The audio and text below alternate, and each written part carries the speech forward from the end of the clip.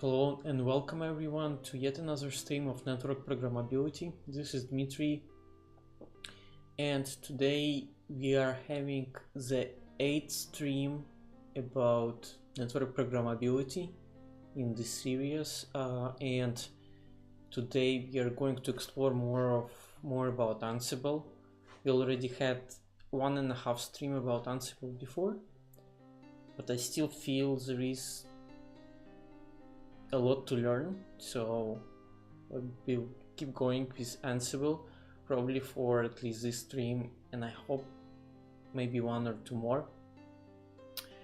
Let me briefly tell you what we were doing last time and where we are at. So on the last stream I was doing it was a little bit different stream. We were playing with Junos Juniper PyZ library. This is a library which can be used to manipulate with network devices running Junos. Yeah, so that part kinda, it was on, it didn't involve the same topology that we were using before. So, I just decided to take some time and investigate that part. I was actually doing the Juniper DevOps exam last week, which I successfully passed.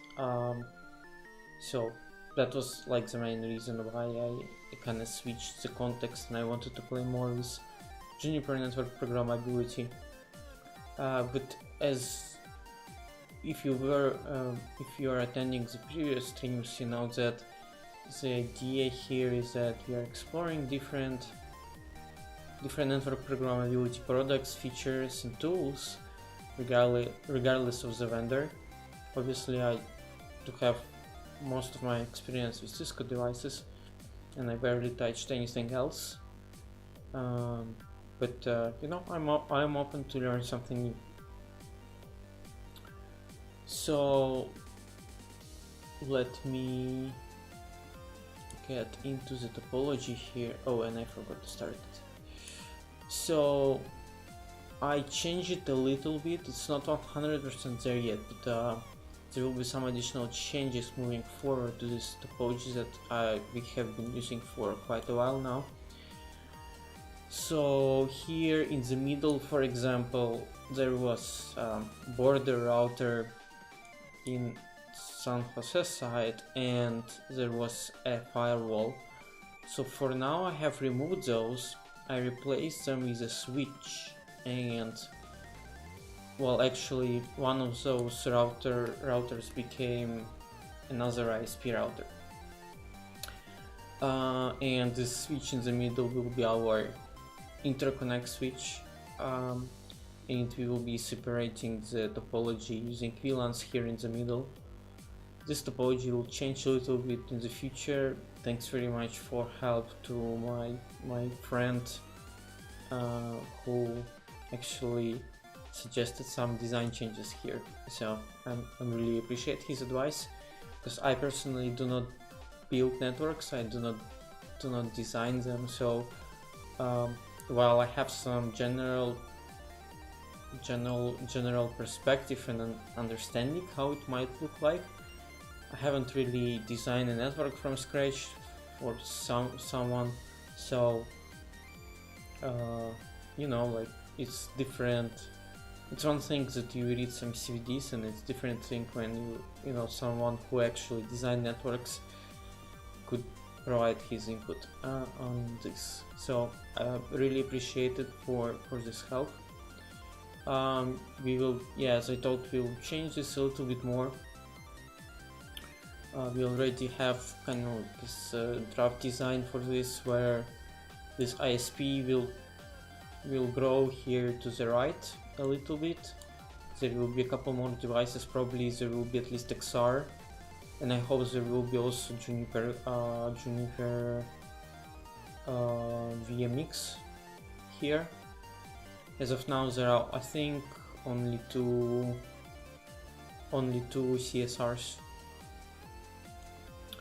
Then here on the top right there will be data center. I think it will run, I'm not 100% sure yet, but my plan was to have their Nexus 9KV plus Aristos, and we will have at least one more branch,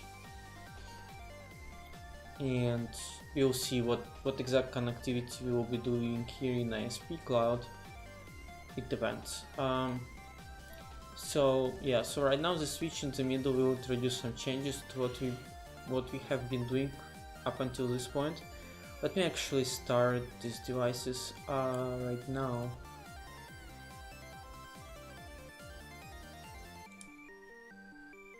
I completely forgot to do that. Maybe this too. So this part will take a while. And okay. While it's loading, let me pull up my code that we were doing before. Okay, this was the part that I was practicing last time with Juniper. Here we had some YAML file describing the device, and we were using templates to push config, to push some BGP config plus interfaces config. So this part is not really needed anymore. Well, I'm not going to delete that, but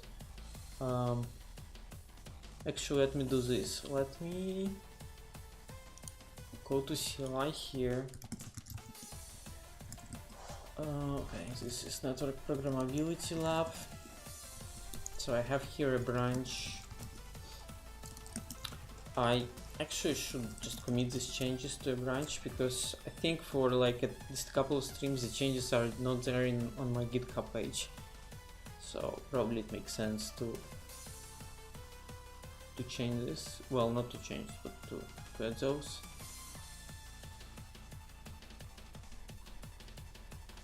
Okay, so we are going to add script.juniper.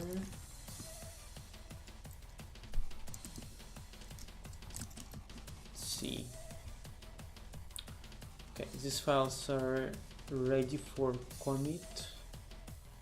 Ansible requirements txt. Let's see, give diff for this file.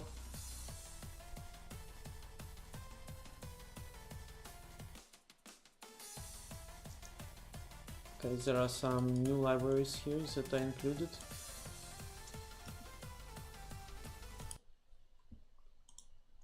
I'm thinking if I should commit those here, and maybe I should, yeah, I think I should commit requirements. So let's add requirements. Okay, so we still have some uncommitted changes in Ansible. Okay, so I think I'm going to jump there now. So let's do git branch Ansible, I think. Oh, sorry, git checkout, of course, Ansible. Okay, and what does this say?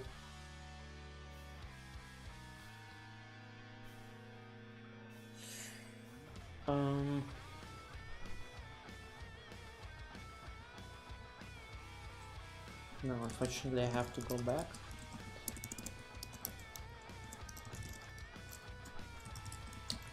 I need to commit these changes here. Okay. Git commit m add PyEZ config examples with IP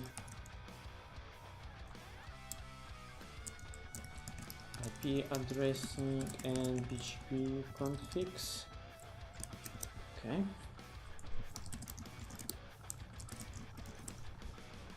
Okay, we have those changes now. We now need to go to Ansible branch status.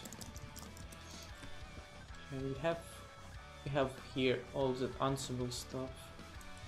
So let's add this. Git add script/Ansible. Okay, git commit -m add Ansible playbooks, and let's do add basic Ansible playbooks, variables, and hosts YAML, and inventory YAML file.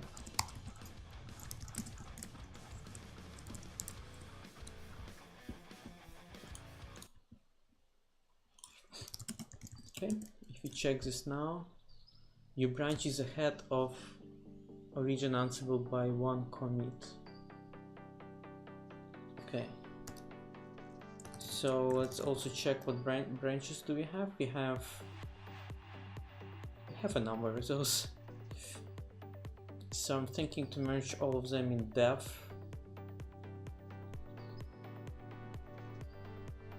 You know what? Let me see my repo.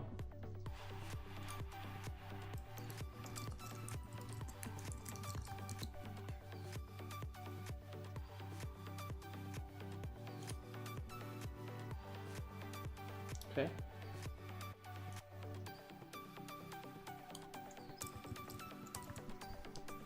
Give me a moment to log into my GitHub.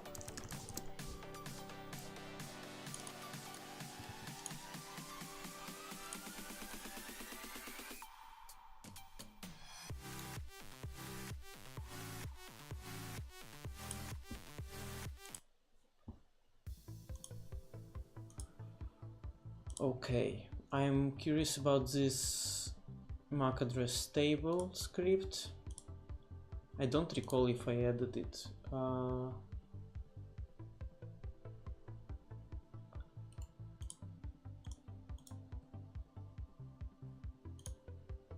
And dev.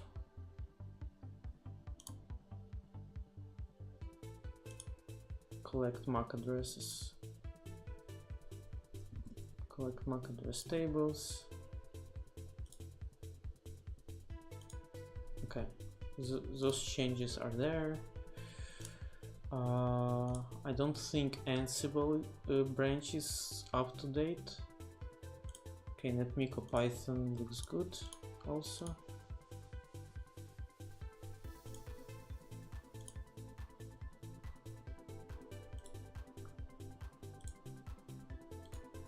Okay.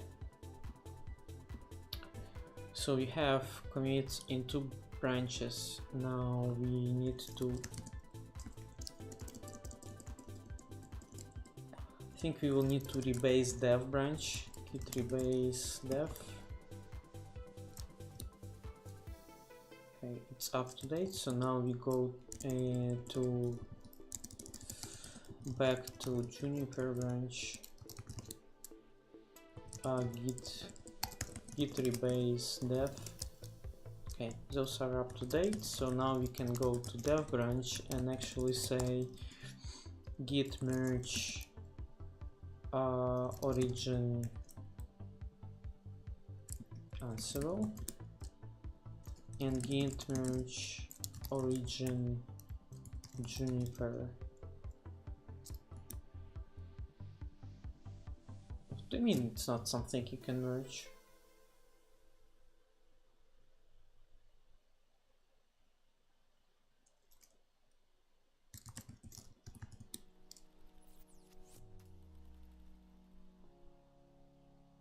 Okay, so why it's complaining though?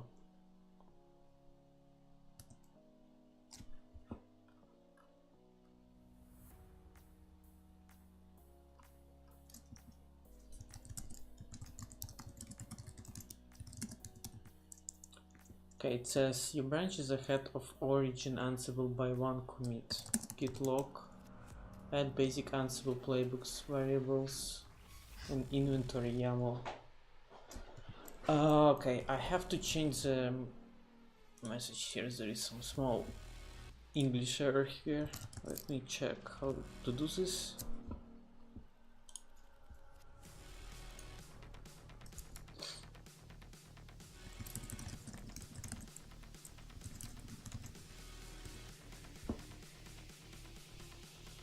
Okay, git commit amend. Okay.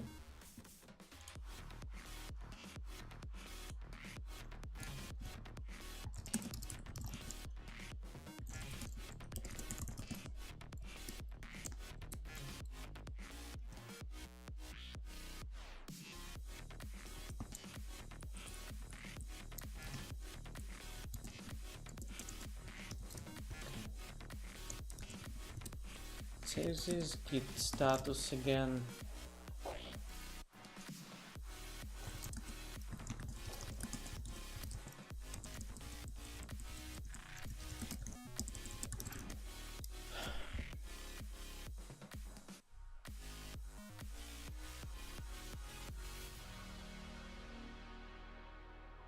I don't see my changes here. Fix Ansible YAML playbook.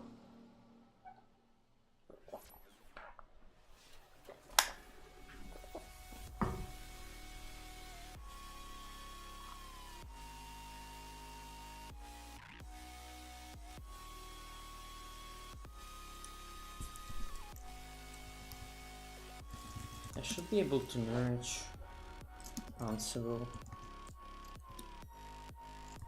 Git log. Okay, now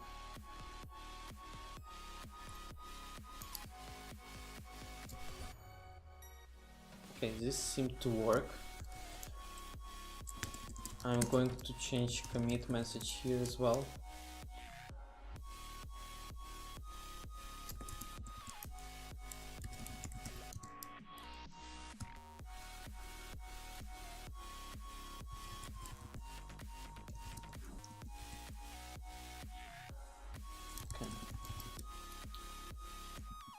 So now I should be able to merge Juniper as well.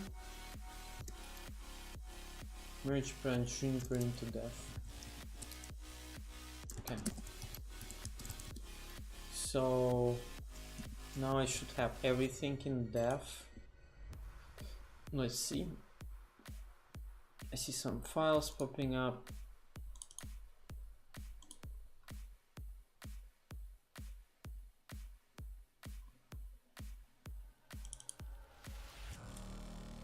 Okay, this looks good to me.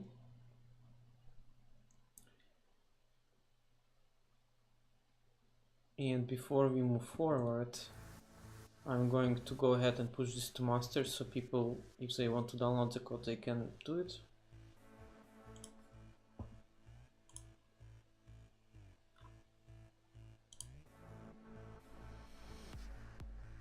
No, before I do that, I have to push my development branch.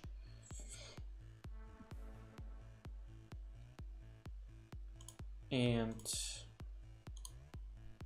I can compare and do pull request.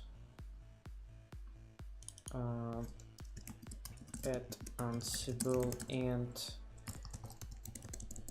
Juniper scripts. Okay, create pull request. A lot of stuff. Merge.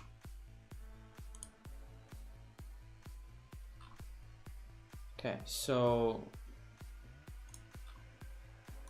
if I go back on my master, I now should have all of my changes here. All the stuff. I have Juniper, I have Ansible. Seems, yeah, I have everything that I need. So the last step would be to do git pull, so my master is updated locally, which it is. Okay, so I think now we are good to go, except we have to delete a couple of branches. I don't need them anymore. I will be working in dev branch. So let's delete all of those. Or actually, you know what? Let's just delete them. Okay.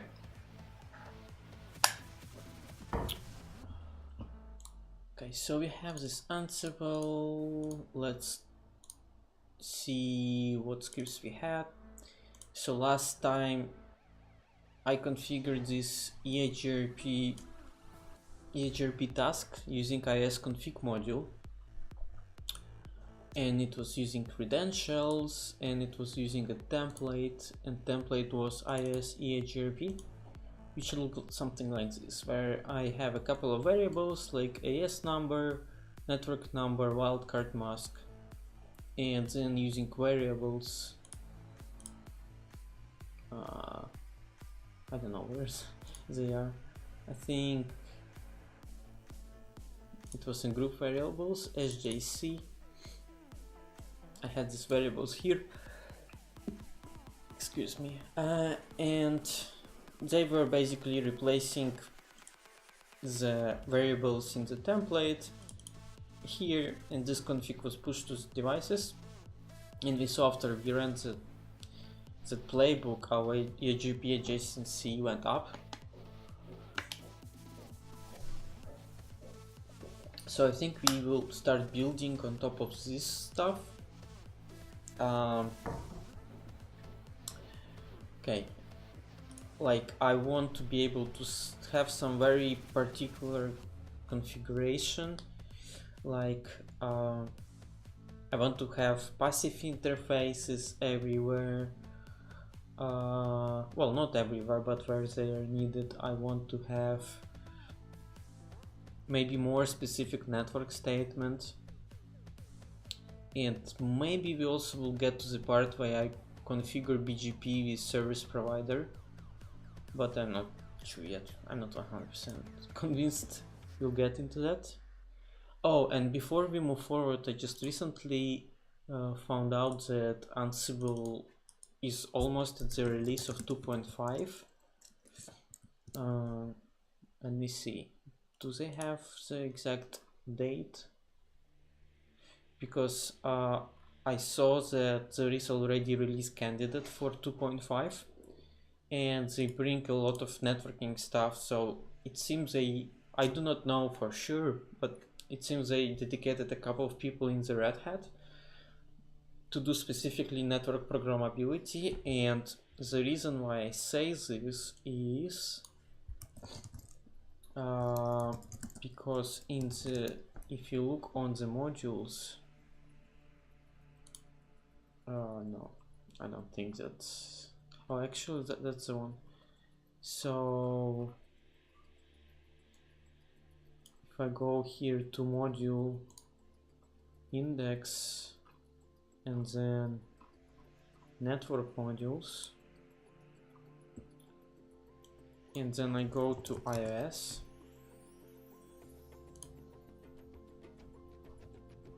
so a bunch of new modules came, so like this one. So previously they had iOS facts, config command, iOS interface, I think it was there, and that was pretty much it. Now they have L2, L3 interface, LLDP, logging, blah blah blah, static route, and VLAN and VRF. So the functionality was extended quite a bit by Red Hat engineers. So I'm thinking, actually, depending when, okay, they say target is March. Okay, so it's supposed to be like, I hope it will be like something next week or maybe in a week. But they have release candidate on the GitHub, and I'm thinking that I will just install it already, because we are not doing any production anyway, so should be fine. And then we need to do less of templating, which I think is pretty cool. Okay, so if I go to releases here, okay, no, they actually don't have the release candidate, but, or maybe they do. Oh, they actually do. They have 2.50 RC3. So they have the third release candidate 3 days ago. So I'm thinking that, yeah, like the release will be somewhere next week. So I'm thinking that probably I should change my version to that, so that we could try new features. So before I do that, I don't remember how can I check possible version of the Python module. So let me check that.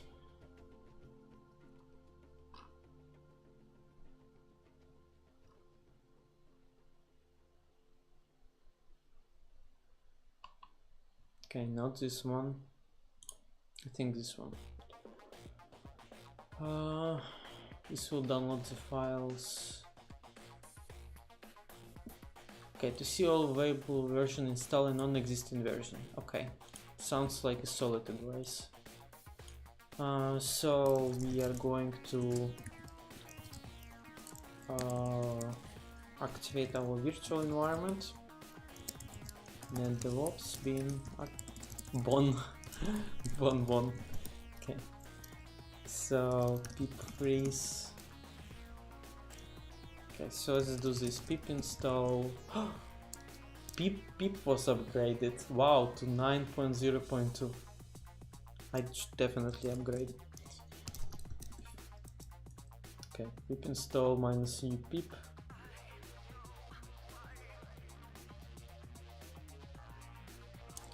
And now we do pip install, we set like Ansible like this.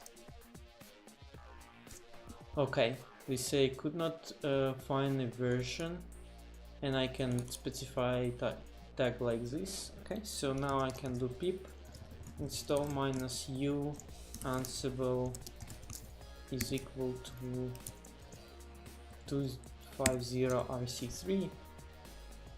Okay, seems it's working.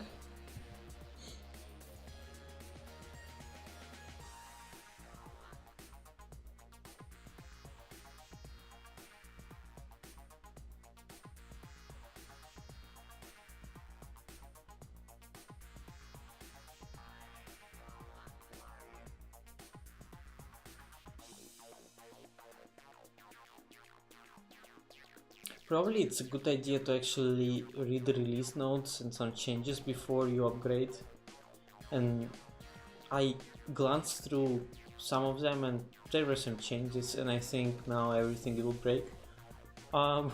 That's alright. As long as I don't do it in production, I think it's not big of a deal.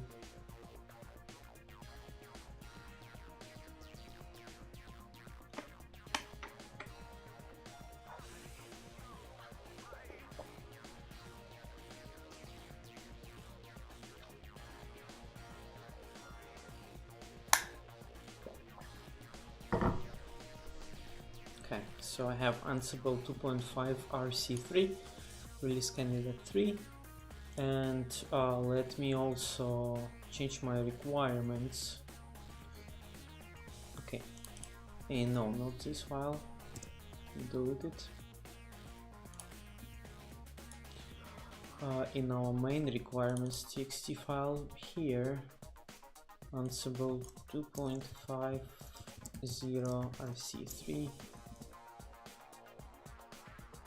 Okay, so we should be good to go.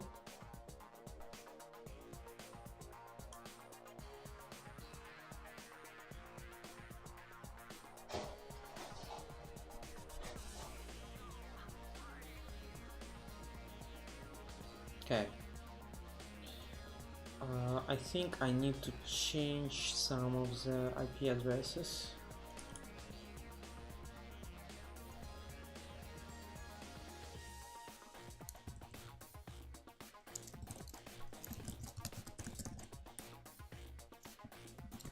Okay,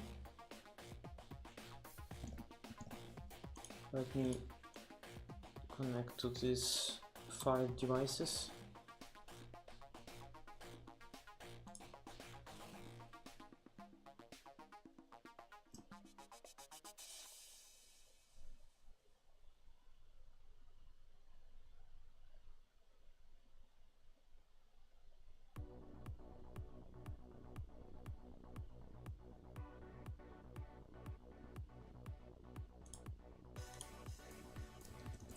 Okay, so remember I never saved any changes on the boxes, so every time I bring them up they are coming with only with empty config. I think it's in this particular, well, this one I actually saved. I think it's kinda cool. The reason being is I usually reconfigure them using my script. This box is completely empty. ISP1. What about this guy? Okay, so this guy has incorrect name.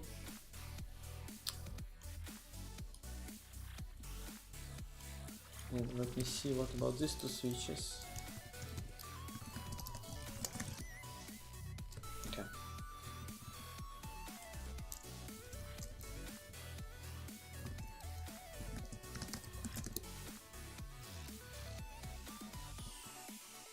Okay, so let me go to NetBox and do some changes before we will continue playing with Ansible. So devices, I think I will change some IP addressing here as well.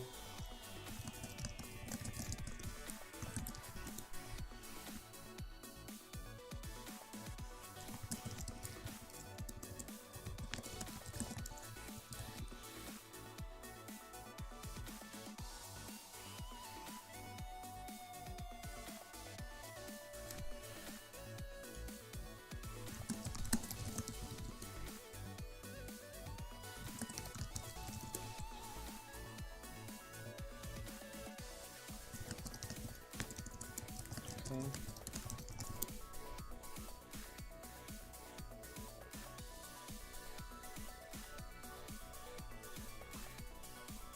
I need to configure some management ports on the switches, and I don't have this SJ hub 1 anymore,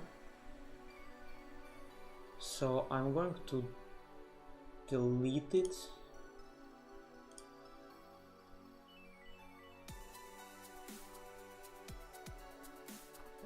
I'm not sure how to do. Oh, okay, I have to log in as admin. Admin. Okay, you'll delete this device. Yes. Okay. And then these two will be ASW1 and ASW2. So I'm going to rename this a little bit. Okay, so this will be ASW2 and this will be ASW1, sorry, ASW2. Chat is extremely silent today. And these two routers will be also renamed to BR1 and BR2, I think. However, I have my topology here, so this guy will be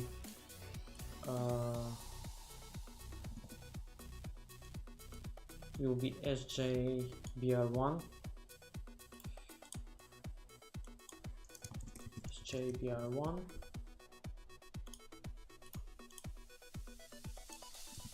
JBR2. Okay.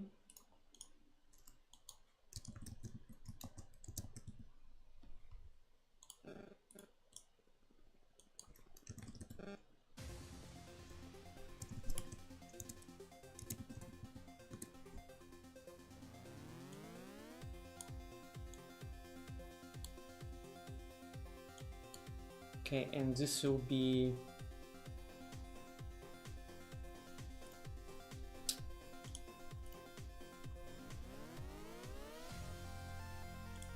say ISP1 P1, and this one will be ISP2 P1. So we have two ISPs. Okay, so I have to rename these two routers as well.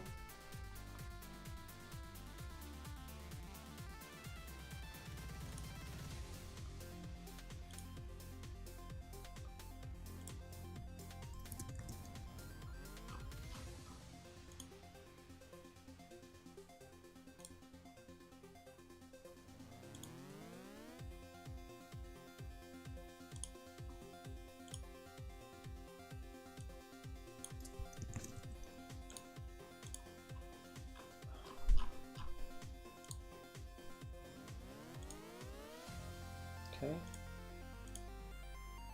And there is one more device that is extremely important to add, which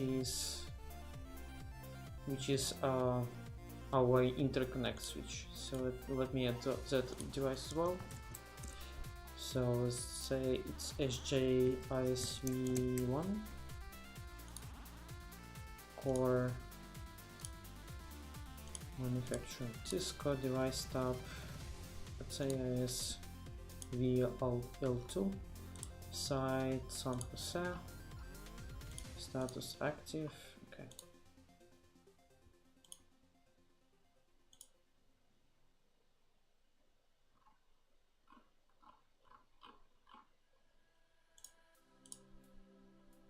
Okay, so ideally I would want to connect the links from the devices, from those devices to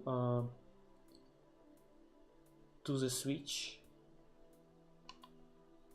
but I think it may require a little bit more time. I'm thinking what would be the easiest way.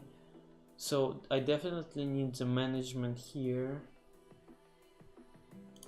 This is what I'm going to do. I'm going to create management port, which I will copy paste from another guy. This one.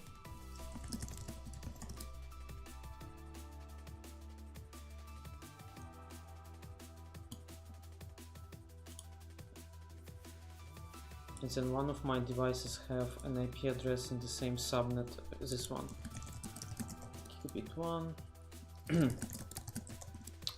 Let's change this to 2021, for example.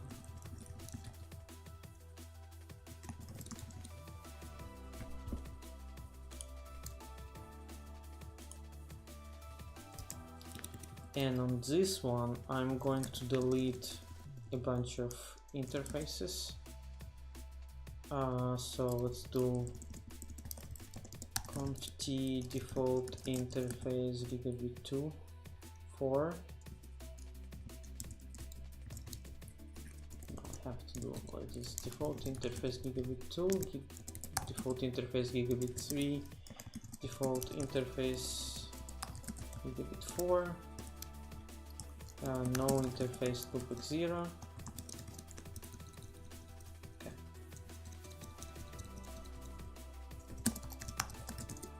Okay, so this box is quite empty. Okay, and now I'm configuring the management on this guy.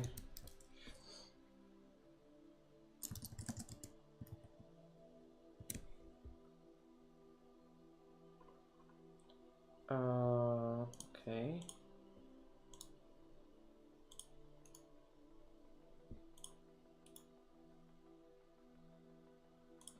Scratch file.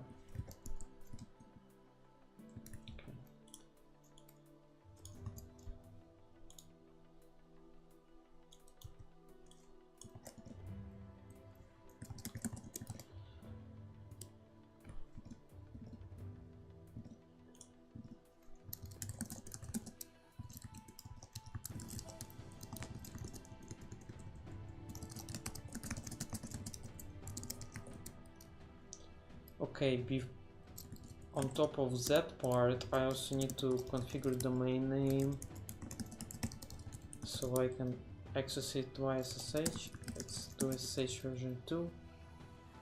Crypto key generate RSA modules 2048. Show IP SSH. Okay, so if all goes well, if I go to my management device, should be able to ping in 20 as well. This one doesn't work.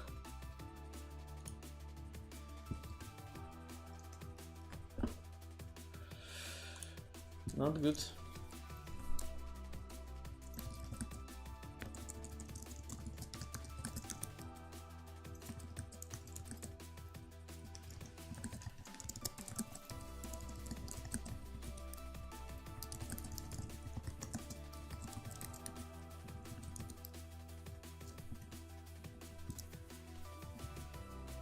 Oh, it was 21. Okay, so now I should be, oh, and there should be also the credentials. Admin, okay.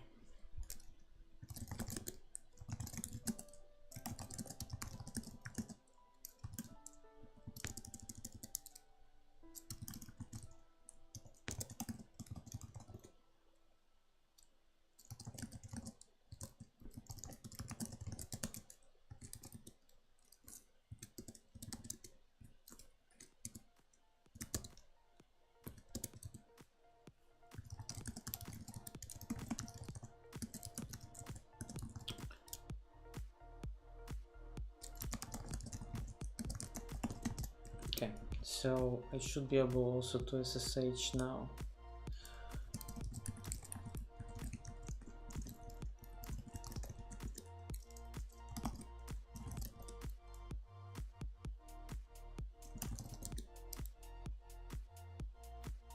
Oops, I think.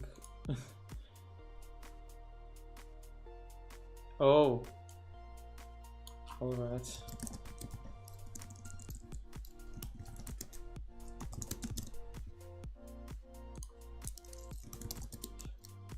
Okay, so I can connect to this guy and to this guy. Perfect.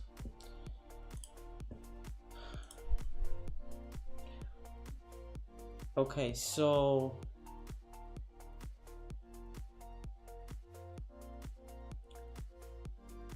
there are a couple of things that need to be done. We would need to assign IP addresses and put them in different VLANs here on this network between the borders and the Ps. So we will do like separation by VLANs. So we would really need to configure a switch. And ideally part of it, I would have it in NetBox, but we already saw that part multiple times, so I don't want to spend too much time on that. I want to do something new. So in this case, we'll be using the Ansible VLAN module and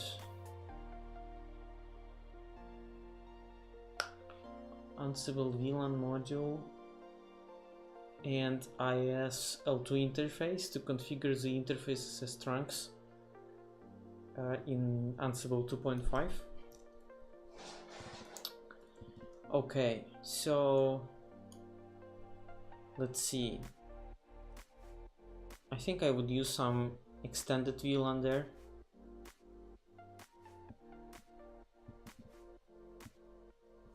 That said, let me find something that is extremely important. I think this one, IPAM NetBox.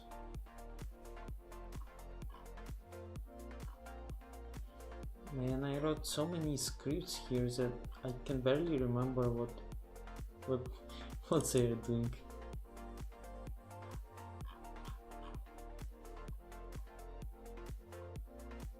I can't recall any of that.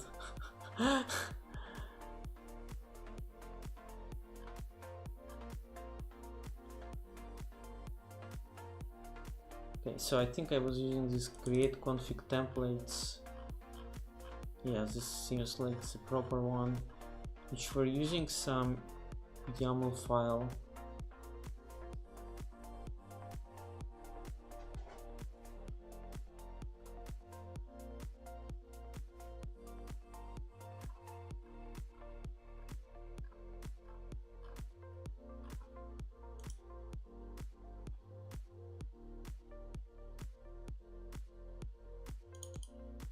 I think it was here from helper. We use the inventory YAML file, which was this one, and this is the part where I think I have to do some changes. So okay, we'll have ASW1, ASW2. We don't have, well, this one is ISV1, device role core.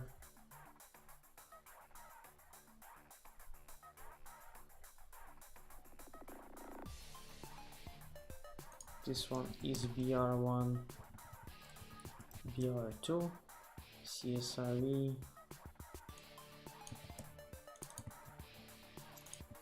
Okay.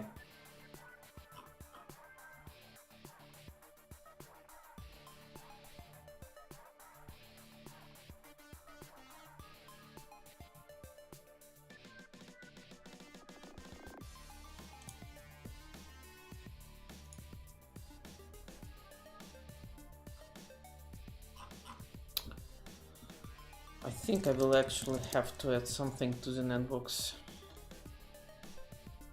At least the interfaces of this ISW1. So 1, 1, 1, 1, 1, 0, 1, 2, 1, 1, 3. So these four. I will need to add those.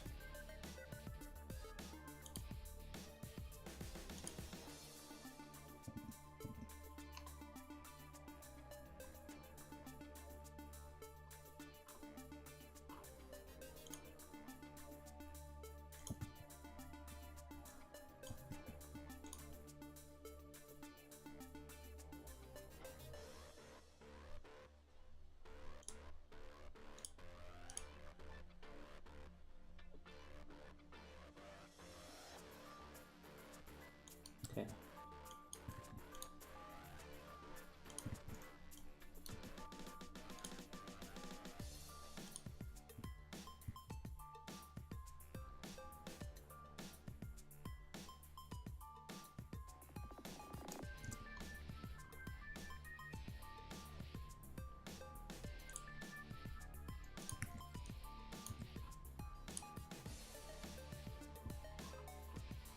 Okay, so I have here these four interfaces.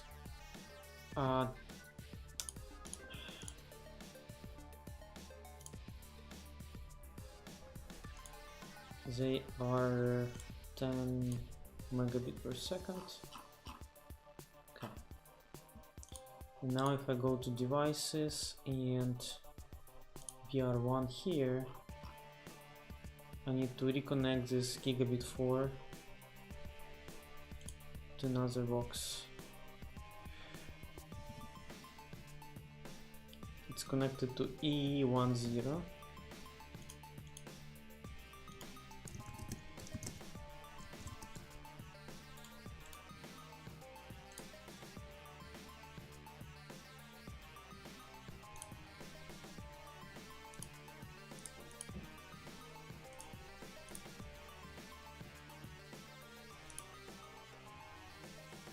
And we'll also connect this guy, SJISW1 interface 11. And let's verify. Okay, this looks a little bit better. I would probably also need to configure the loopback on that switch.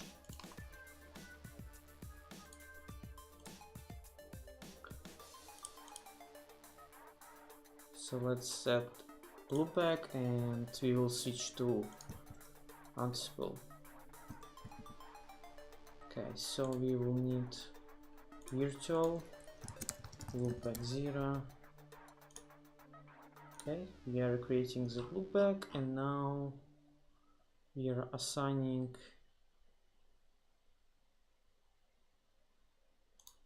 an IP address.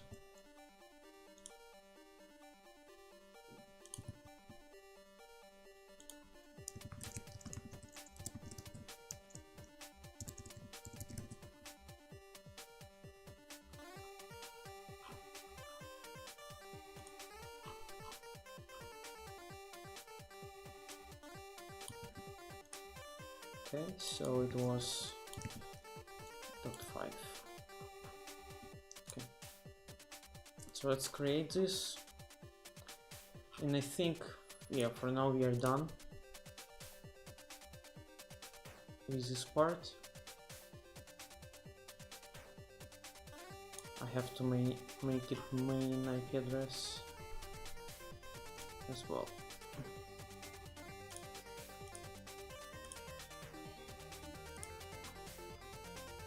Make this primary IP. Okay. Awesome.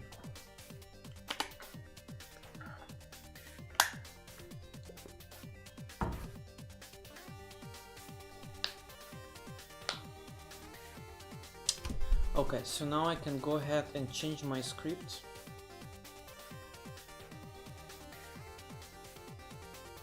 Which is supposed to just work.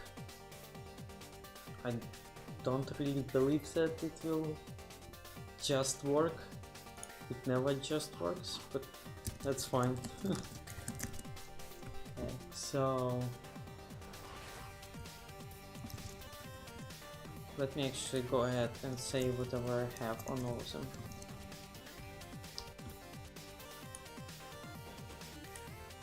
I don't need PCs.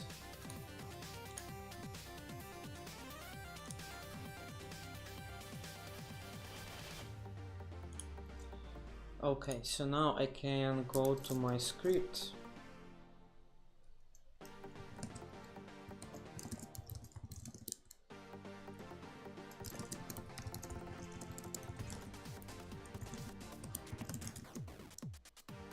Okay, and I also need to source from the proper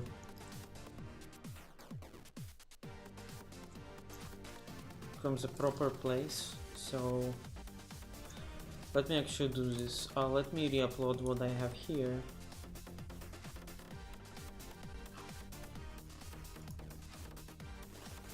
Upload to Sapphire. It will take some time.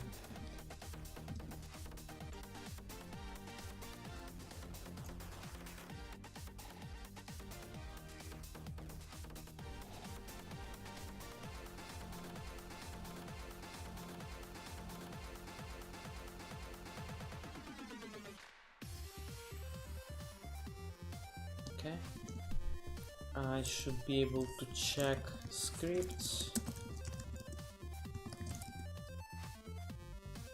More inventory YAML. Okay, changes are here. So now I can source virtual env, net DevOps, bin activate, Python v, Python version 3.6.3. We would need to reinstall our requirements, pip install -r requirements. Okay, we have to update Ansible here as well.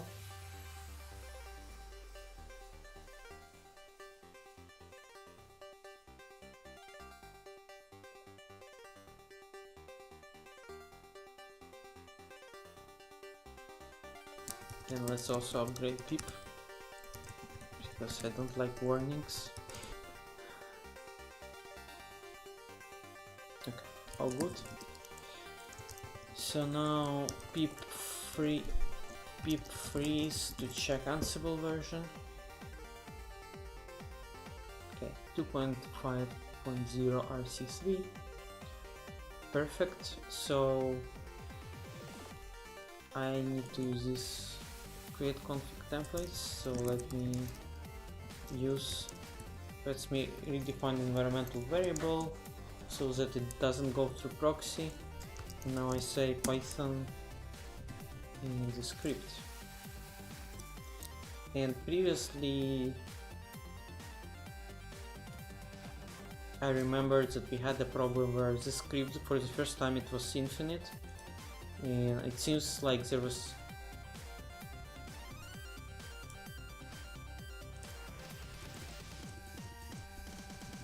I think this guy died. My ISP2 or ISP1, whatever that is, just died. Okay, I see some changes here.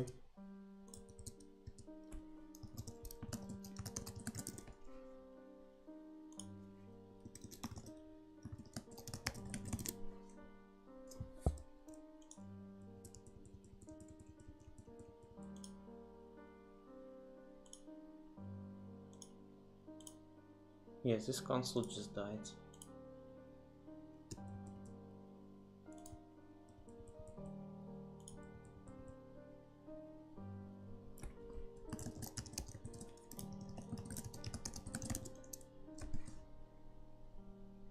Okay, I see the loopback here. Show IP in brief, exclude unassigned. Show run interface loopback 0. Okay, so this part was configured.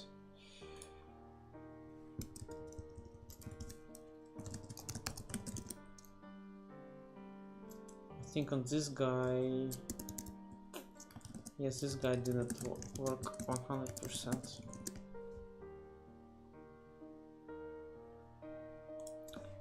Let me rerun the script.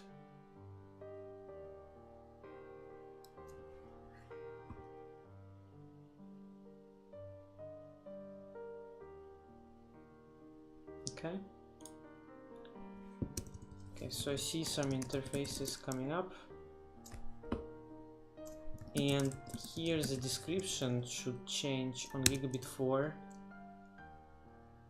Yeah, it says now it's connected to ISW1 Ethernet 1.1. And all that part was really done automatically just because I connected them in NetBox. Okay, so this IP is actually wrong, but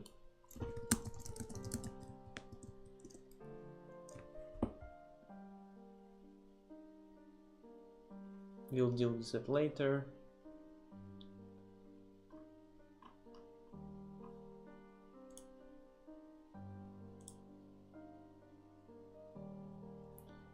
Okay, let me see what is happening with these two and if I have to reload them. This one seems fine.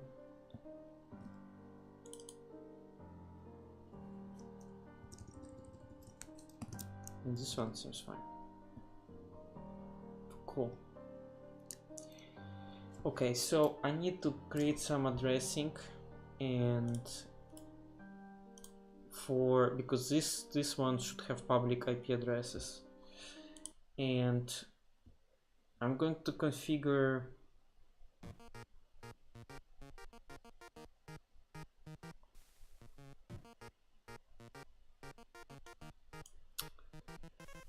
let's use range 100, I think.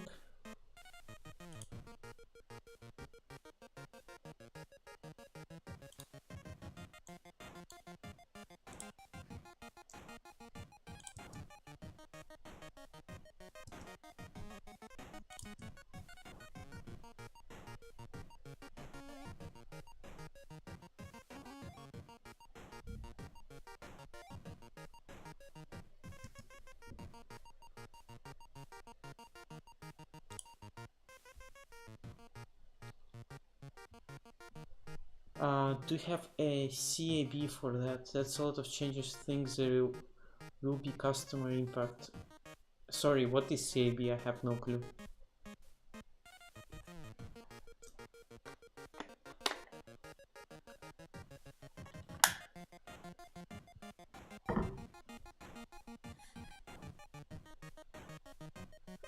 Change. Okay. Yes, there is change advisory board, that's me. I'm single-handedly take a decision, advise with myself on decision, and implement it.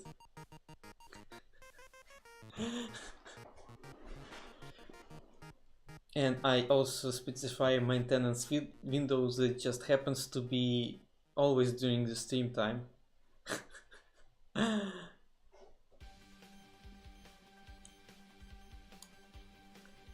It's maintenance window is just now, man. Okay, so I'm thinking how I should create it in a way that I would like.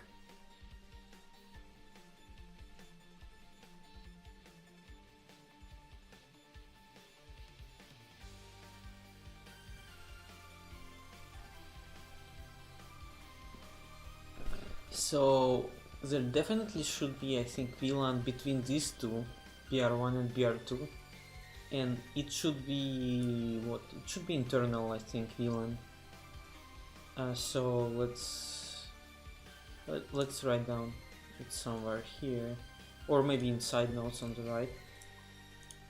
So BR1, BR2 will use VLAN something. No, like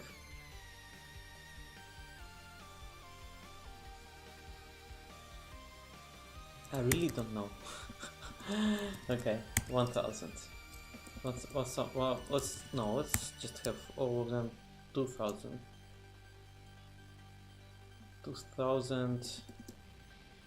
012.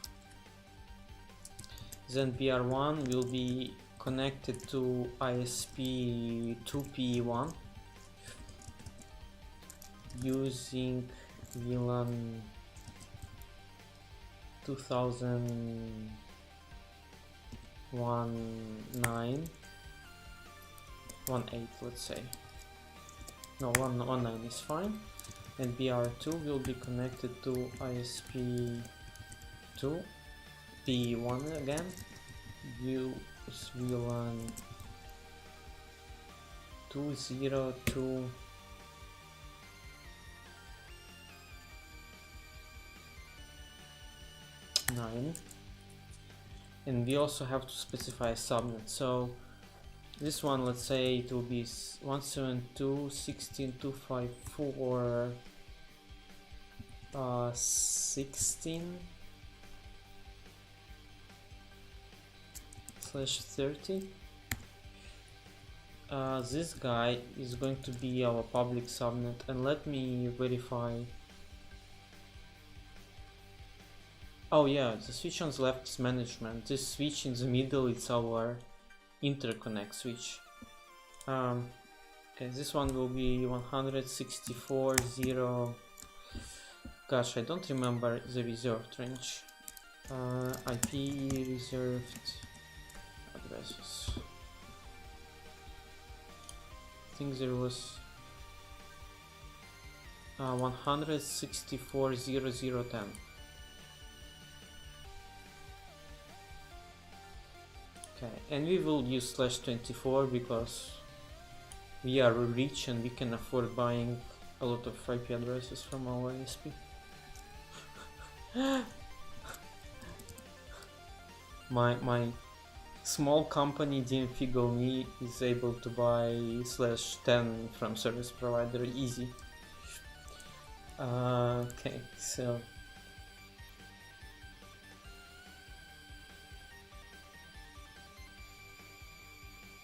tell me more about it. How much addresses do you ask?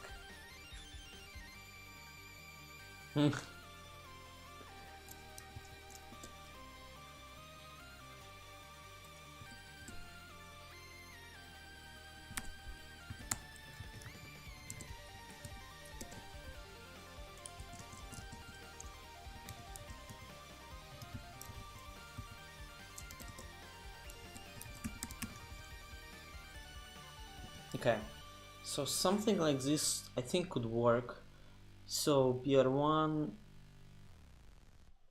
connected to BR2 using VLAN 2012.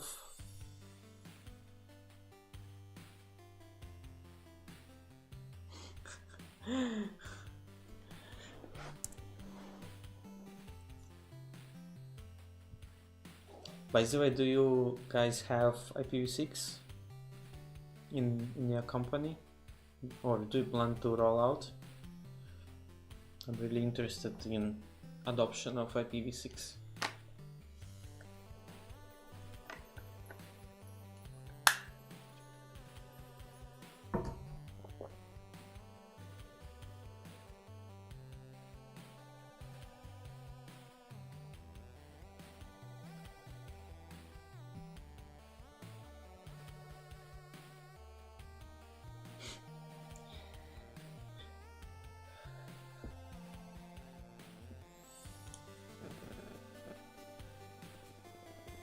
And how did it go?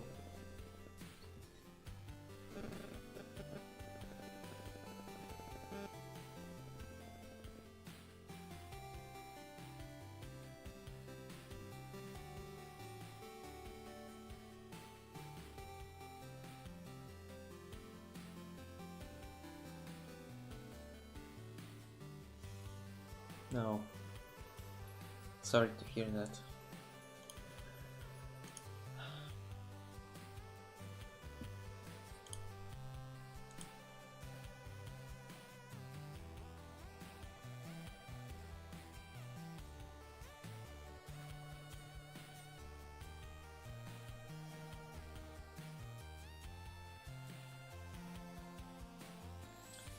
So I'm thinking how I should approach this in a proper way. So ideally interface information I would put in the netbox as my source of truth. But because we already did that part so many times, I don't want to do that anymore.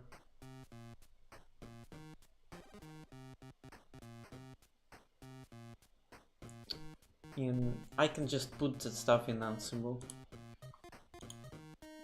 That said, there is one problem that I have to fix, which is this gigabit 4 has an IP address which just doesn't belong there anymore, so I have to delete it,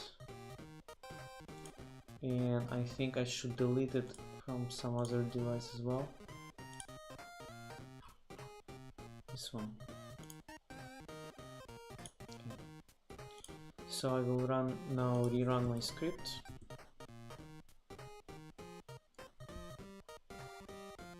And I should be able to get rid of.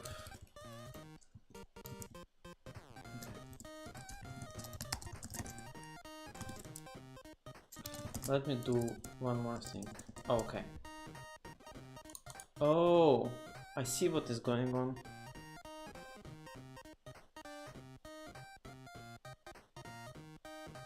That's not good. Man.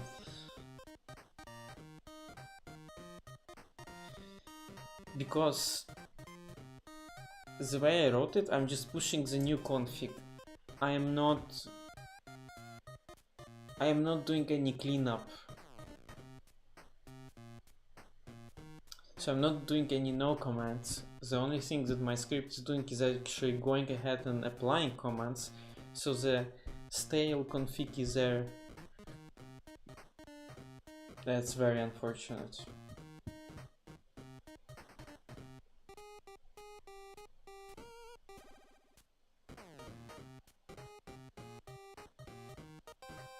So what if,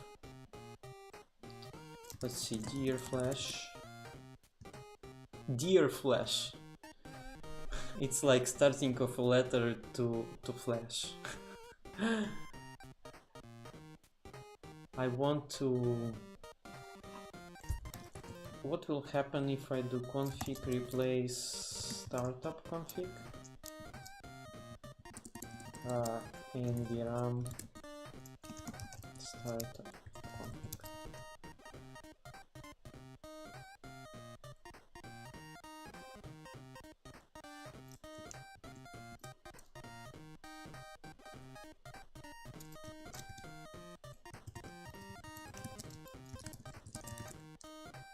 Okay, so this part worked.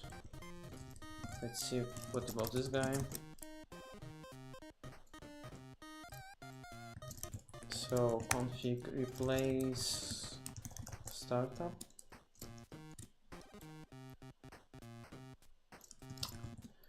Config replace NVRAM startup minus config.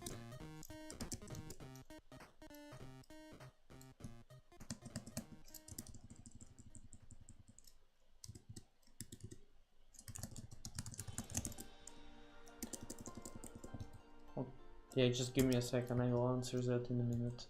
Okay, so I wrote back this part. Let me see what is on this P1. Okay, nothing is here, perfect. And on this guy, nothing is there. Okay, so now I can rerun my script. and pray.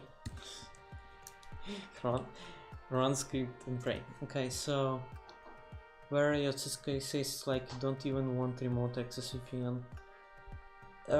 Yeah, I fired all the remote workers, and like I said, you should only come to the office. No, on a more serious note, I am going to revamp the design. I'm going to revamp the design here, and I had some suggestion from my colleague who is network architect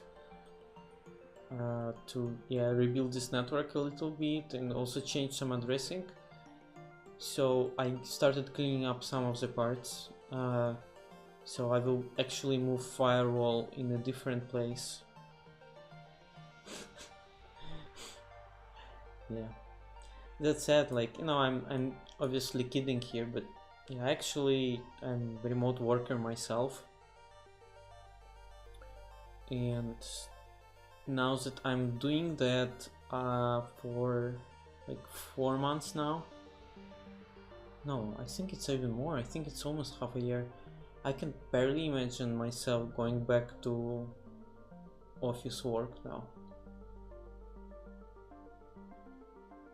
It's like this freedom and much more free time that you get, so that you don't have to commute, you know, all of that stuff really matters. There are obviously some challenges with remote work, like keep yourself motivated and stuff. Sometimes that's quite a challenge, and you know, sometimes you also, well, at least I also miss some people, you know, like WebEx is not the same, but, so sometimes I do miss office, but generally speaking, I can't imagine going back to office work.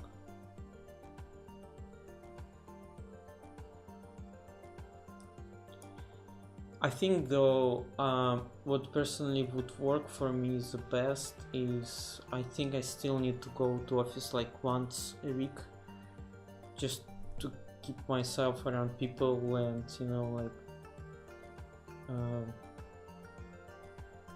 I think that will work a little bit better for me, but we'll see. I'm still kind of like learning how to get the most efficiency of my work. That said, as I thought, I'm not going, well, I don't see myself giving up being a remote worker for an office job.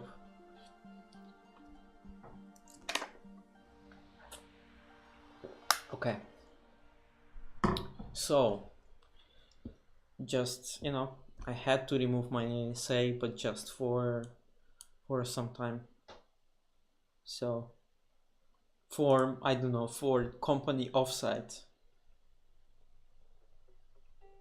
For the company offsite for a week or so, and then so that nobody is working remotely, and then everyone is collaborating in person for a week, and then I bring ASA back.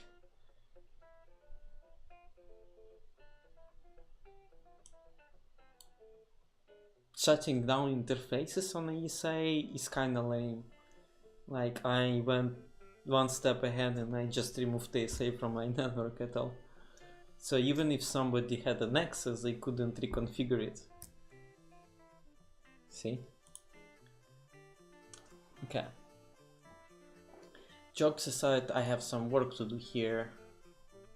And it's almost 1.5 hours and I'm still didn't check an Ansible. So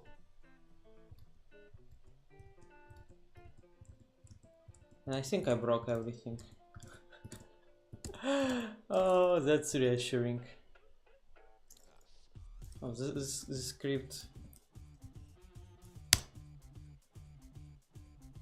somehow it's stuck.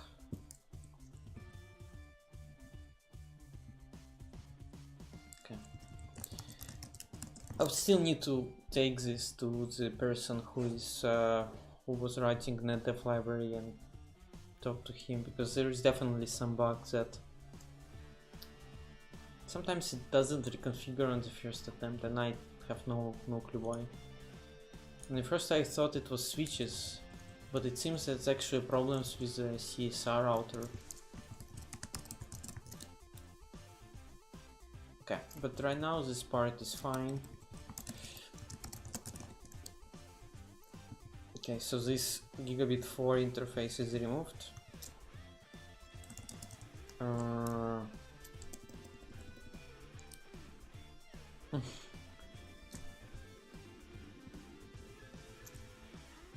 Well, I think it's much easier when you are one-man company in the first place.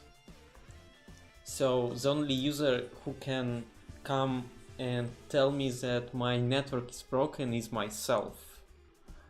So I don't think I will be in a lot of trouble. Probably I still will need to write an RCA document or whatever it is called. I do not know why I did what I did what I did. But that's it. It should be fine.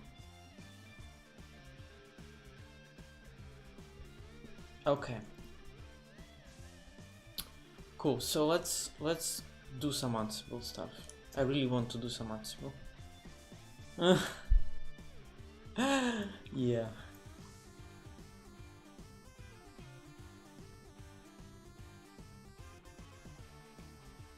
Okay, so we had this provision, and we have here configure EAGRP. I think I will leave that part. I don't mind.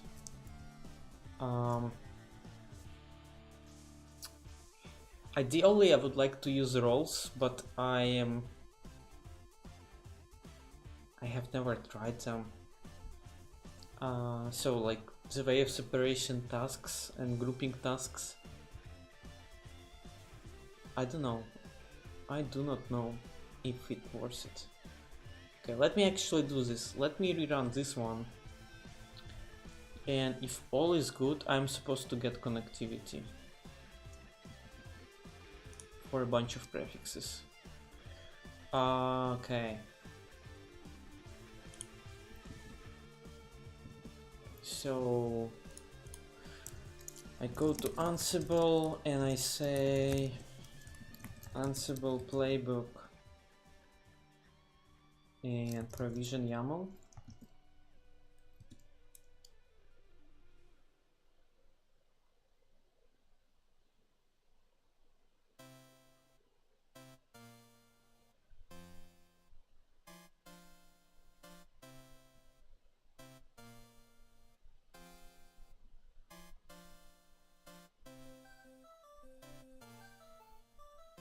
Okay, so something has been configured and I see a bunch of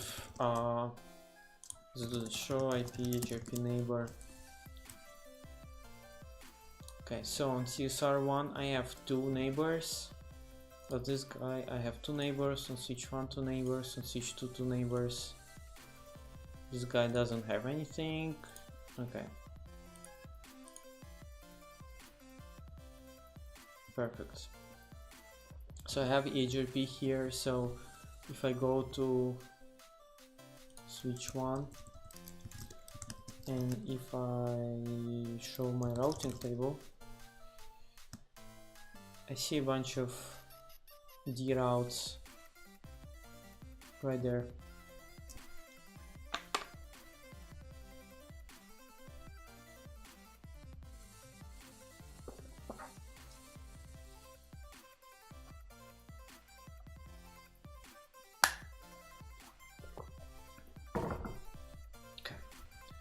So this part seems to be fine. I want to reconfigure the switch so that there are all ports are trunks and there are these VLANs, and also for future VLANs 2018 and 2028 as well.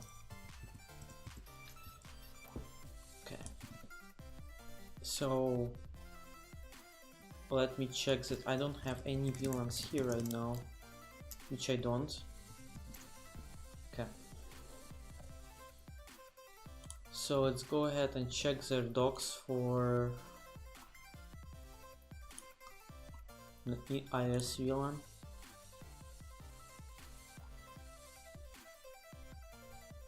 Yeah, absolutely. The only problem though is that on most of the services you can't enable nested virtualization, so you can't run like CSRs and some other images that are actually virtual images on their own inside of DigitalOcean, for example. So you need a service which would allow to do nested virtualization for you, and I'm not sure, but I think AWS can, but I didn't check. So in setup on GNS3 on DigitalOcean, the only thing that you can really do is to run IS on Linux or Dynamics images, so not as many as one would like. Right, correct.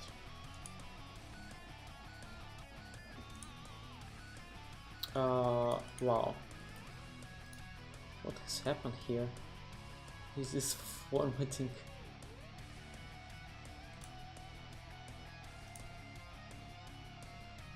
Let's see if this helps.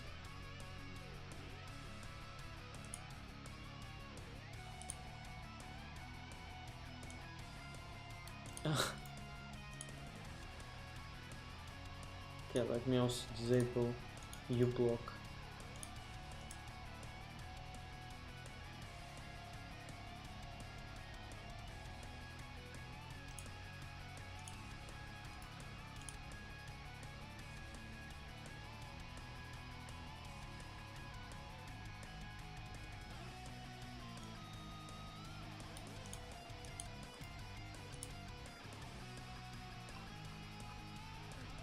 I'm not sure what to do with this.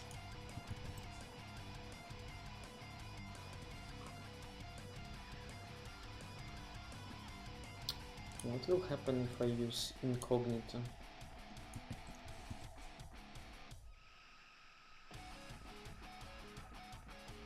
Okay. Wow.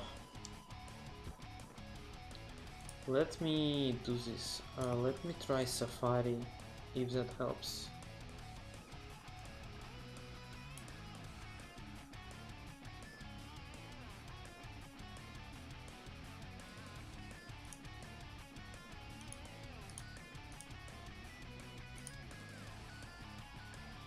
Okay, it seems Safari worked better.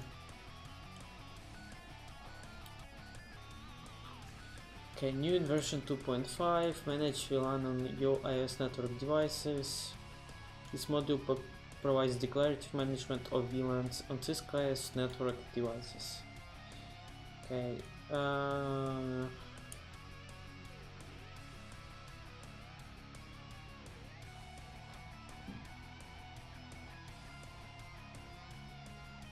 add interfaces to VLAN.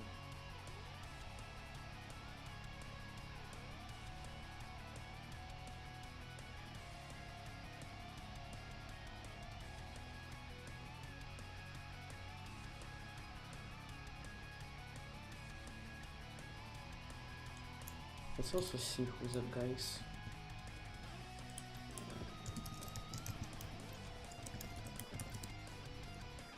Is he the Red Hat engineer?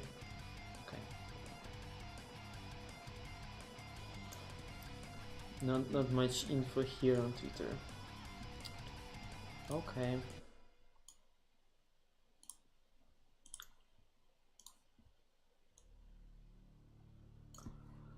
I was mostly just seeing if it would work. I'm gonna put it on Nuke at my house. Yeah, Nuke is actually a kind of cool option. I saw some people using NUC for Gen3. The only problem is RAM. So, I mean, ideally you would want to have a lot of RAM to run topologies without even thinking about what devices you have. So something like 64 gigs is already very cool for trying different devices, you know. And I think on NUC you can have 32. That said, for like initial use, it's really cool. Okay, so it says interfaces required, list of interfaces that should be associated to the VLAN. This part is not really clear for me.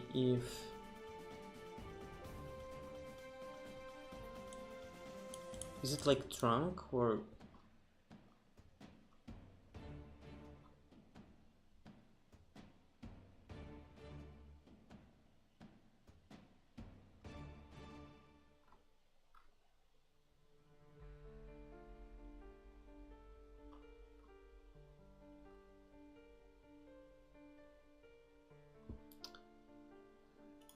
Okay, let's also see this one.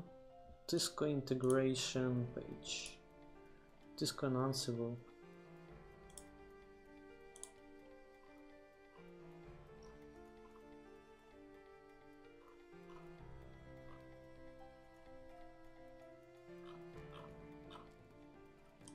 No, I prefer docs here. Okay.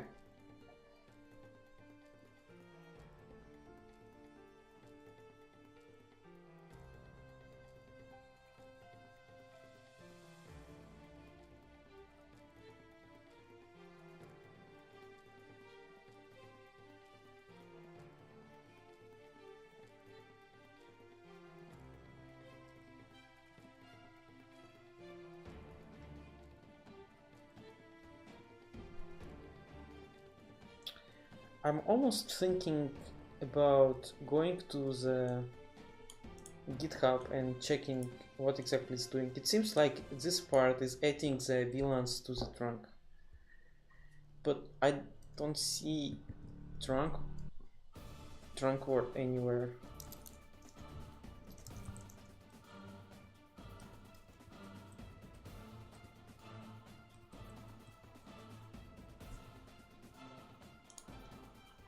Yeah, I will go ahead and just go into the source code. Okay, Ansible IS VLAN.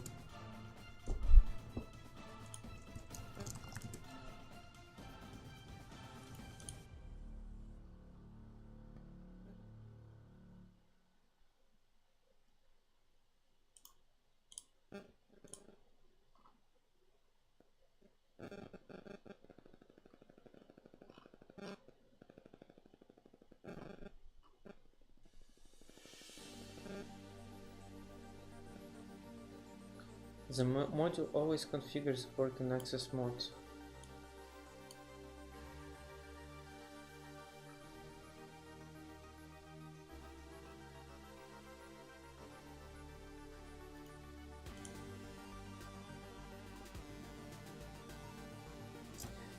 This functionality is planned to be added as part of Net L2 interface. Okay. So I use IS VLANs just to create VLANs, I think. And then I use another module to assign VLANs to interfaces. Okay, so let's copy this playbook.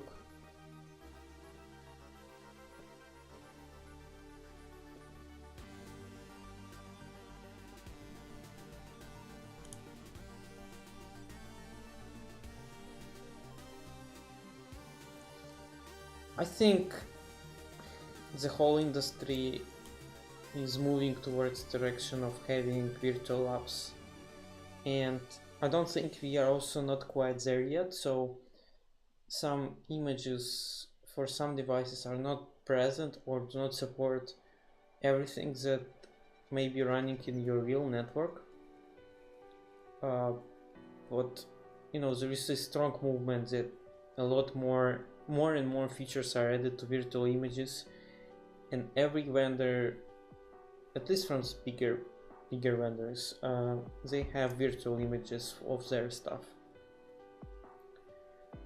and you know, like, it just simplifies a lot of things. It's much more easier to spin up VM, provision it, kill VM, rather than have this physical box that, you know, you also would need to physically recable some, well, depending on your topology, right? Especially if you need to test some L2 features, so like direct L2 features. So you may need to actually do recabling of your physical devices, and that stuff is pretty painful.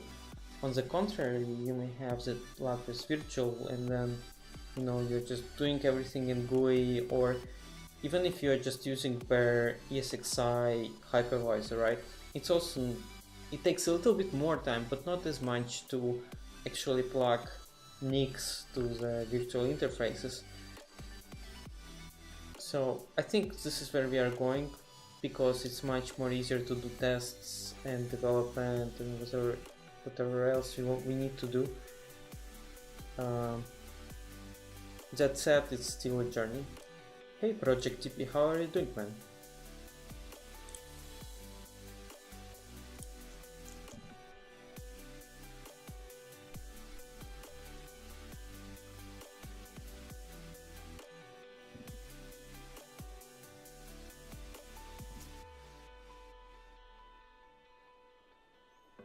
Oh, remind me, where are you living? I think you, in what country? Because here in Poland, the weather is extremely bad today. It's minus, I think it was 7 degrees Celsius, and there is snowing. And I don't want to go outside. So, okay. Is it hot there?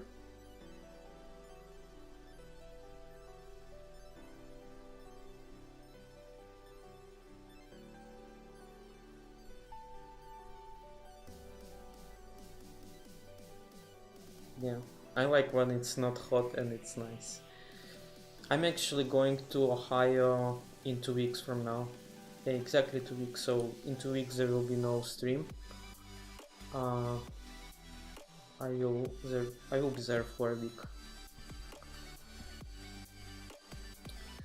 Okay, so looking at this stuff, there is one thing that is very confusing to me, which is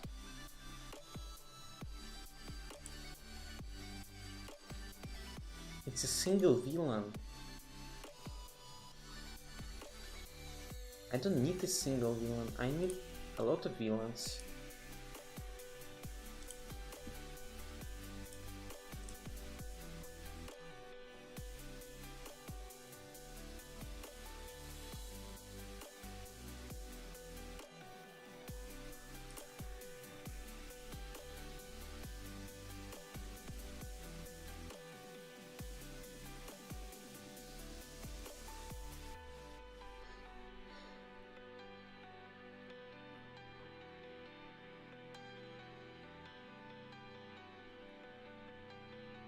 Wow, 37 degrees.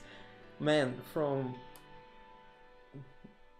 my perspective, it's extremely hot, 37 degrees.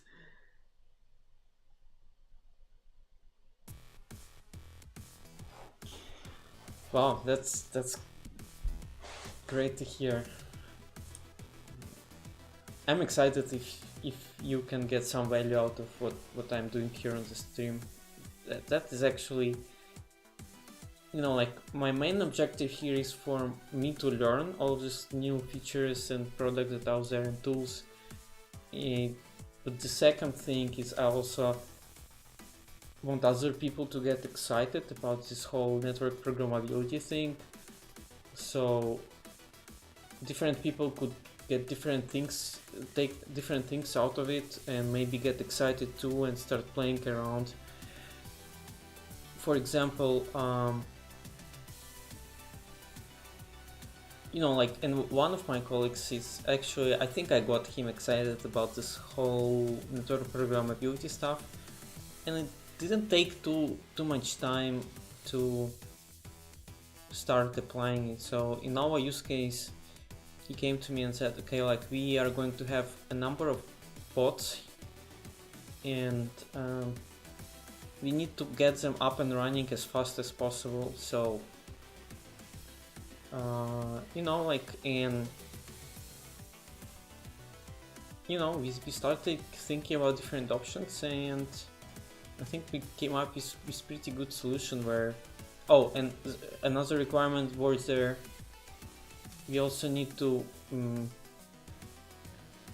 other people who do not know network programmability and do not know programming should be able to do some changes there. So, you know, I think we will start using Ansible there, where, you know, you can have this declarative variables file, and, you know, you can easily, even if the person do not understand what is happening behind the scene, it's very easy to just, you know, add some blocks like here, where I have like configure, well, maybe not this one, but maybe where I have the variables like here. It's very easy for a person to go to a file like this, change something here and there, or maybe interfaces, and, you know, it's doing its reconfiguration.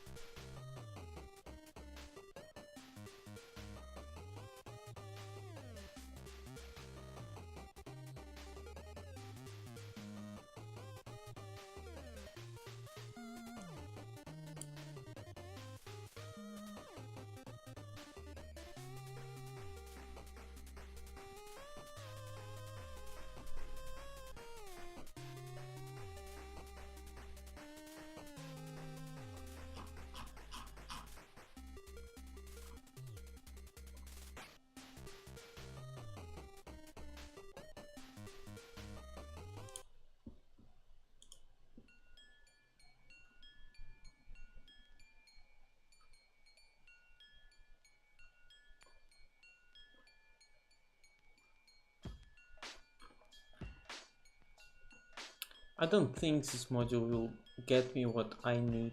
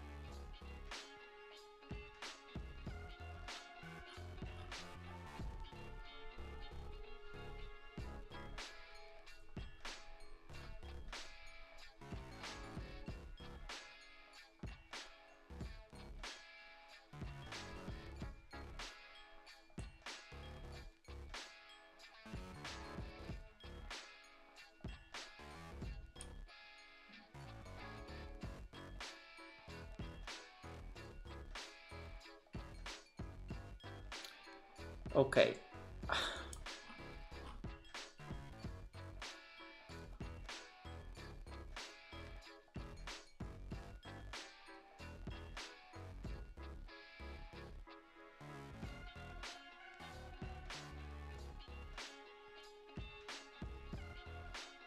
Oh, nice. That's awesome.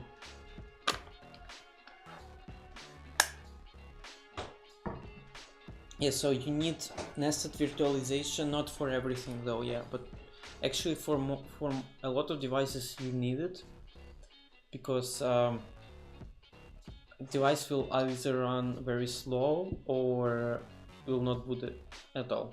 So it really depends on the image itself, but for most of them you actually need the KVM.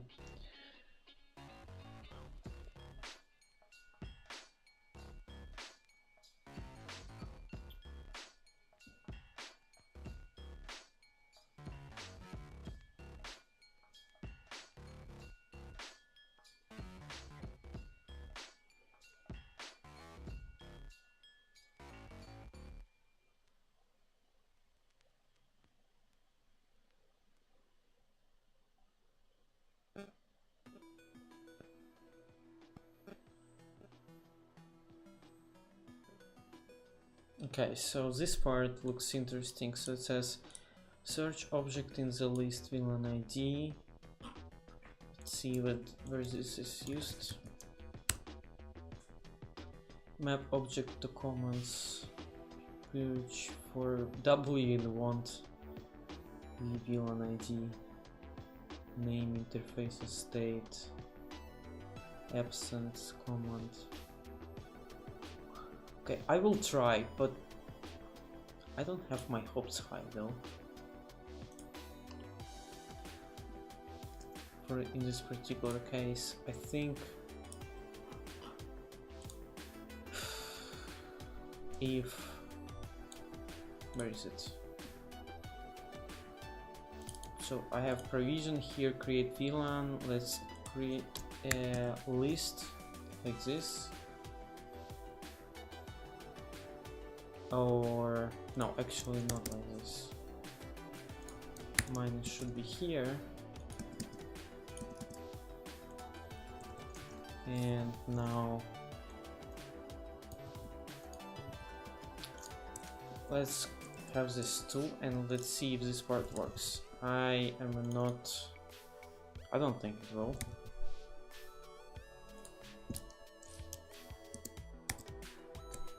Let's do 18 and 19. So this one BR1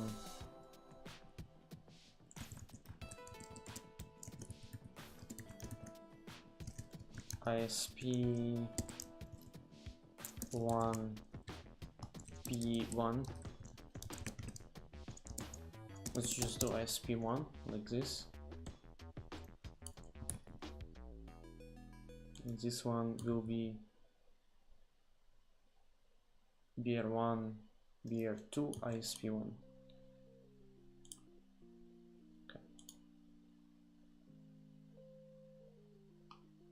So you need to check our hosts YAML file. Okay, and this part should be changed. So we now have BR1, BR2, ASW1, ASW2. What was here? Some test variable, and we have ISW1 like this.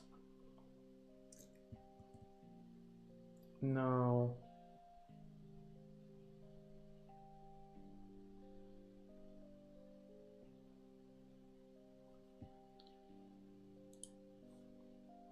so Ansible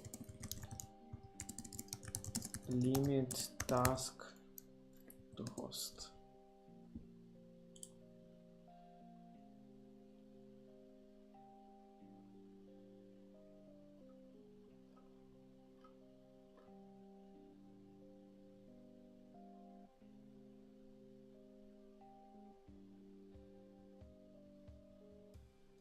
Okay, with limit option I should be able to do it.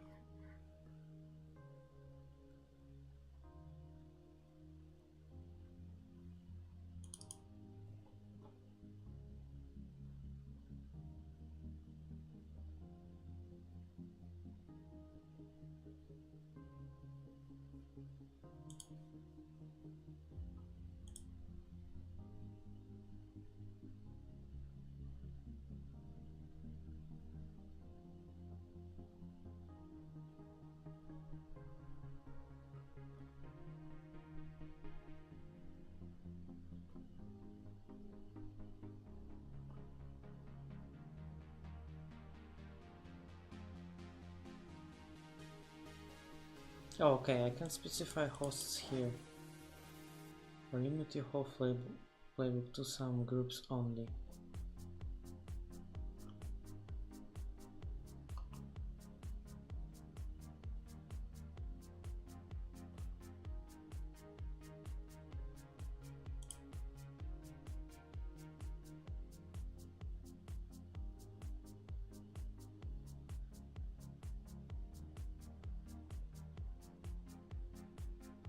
You can define a playbook that calls another and limits a host.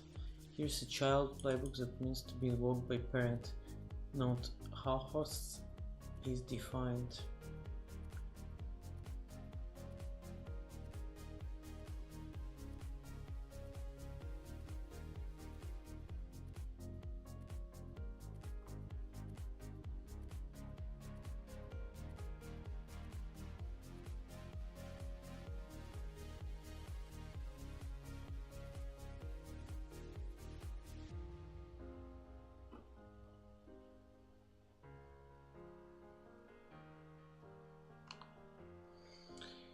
Maybe tags.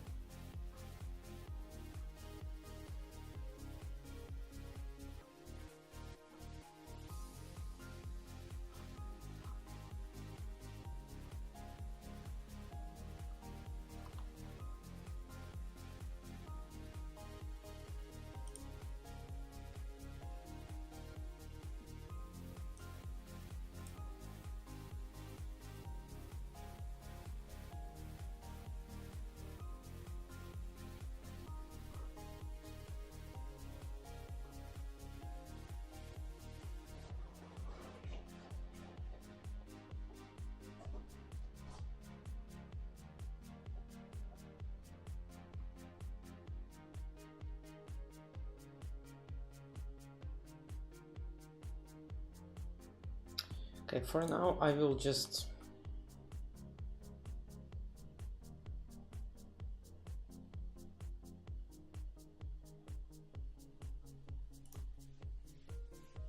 create a new file, provision VLANs,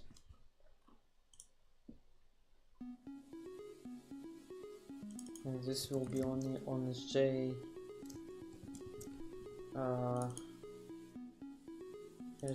ISV1.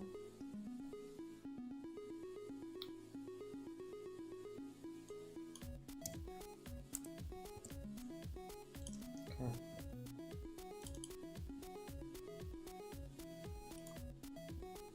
And this is going to provision routing. Okay.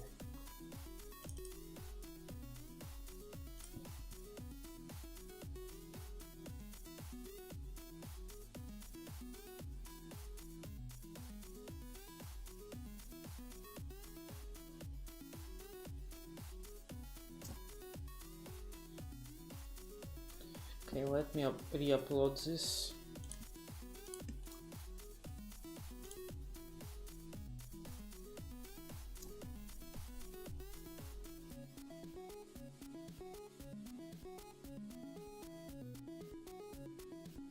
Oh, okay. Thanks for mentioning. I didn't know this. Let me check this. The instant invite is invalid or has expired. Okay.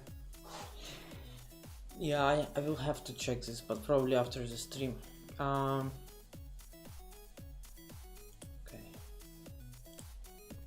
I'm really curious what will happen after I ran this one. Ansible playbook, provision VLANs. I was thinking about this, about the structure, how my playbook should be defined.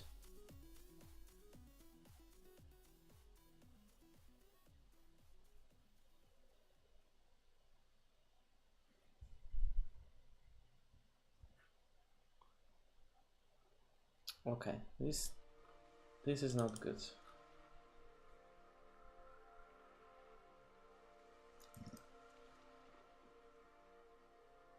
There appears to have been in blah blah blah provisions fill on line 13. Here.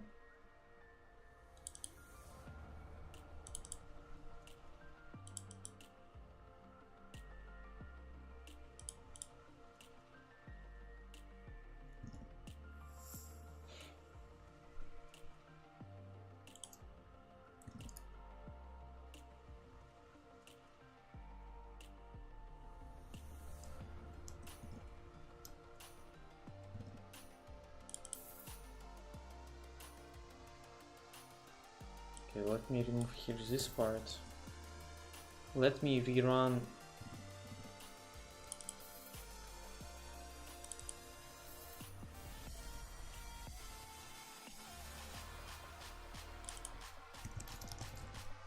provision routing, provision VLANs.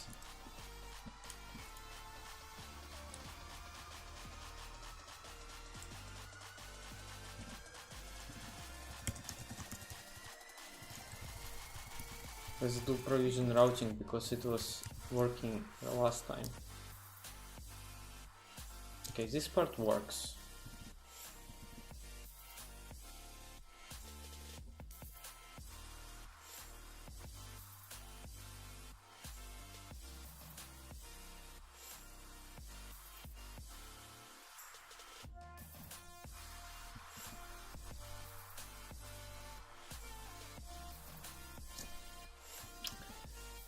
Okay, what about this one?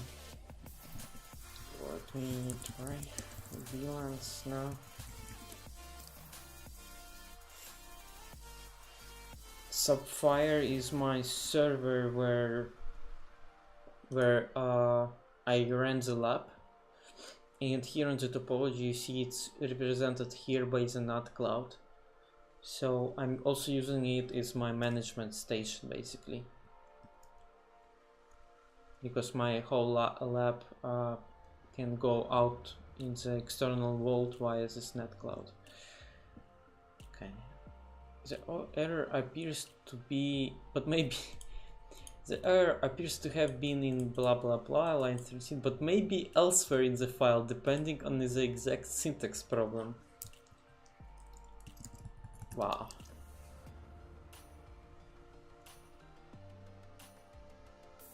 Oh yeah, yeah. I actually like the names of minerals and the stones. I particularly like amethysts, so I have a couple of amethysts, but I thought sapphire is kind of cool name.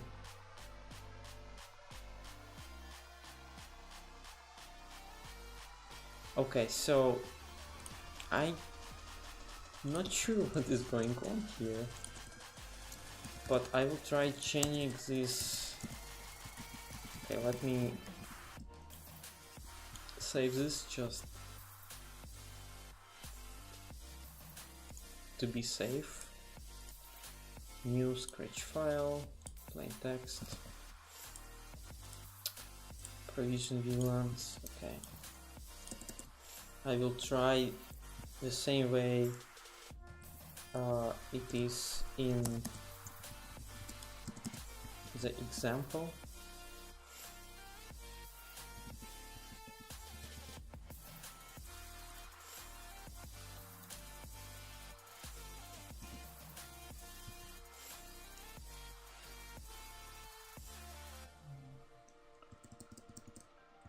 But I want to have a list of VLANs. Okay, this no authentication methods available. Okay, this seems to be something different.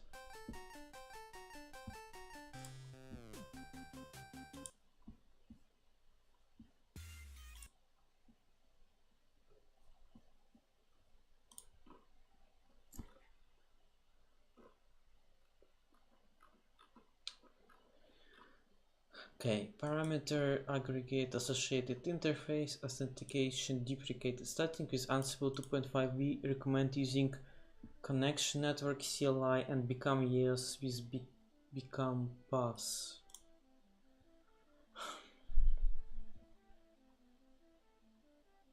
More stuff. IS supports enable mode privilege escalations. Page offers some details how to use enable mode in IS.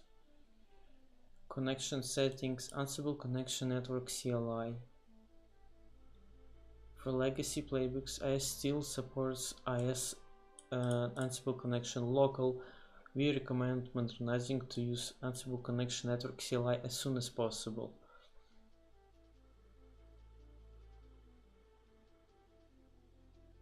Okay, I don't need to use enable mode because after SSH I get directly to the privilege.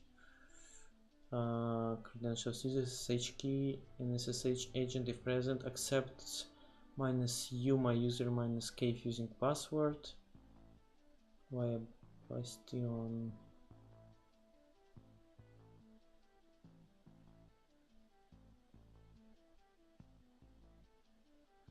If you're using SSH keys included, you can remove Ansible SSH pass.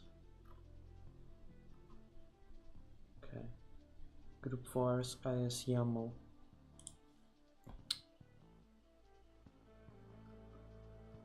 Okay, I think I will need to add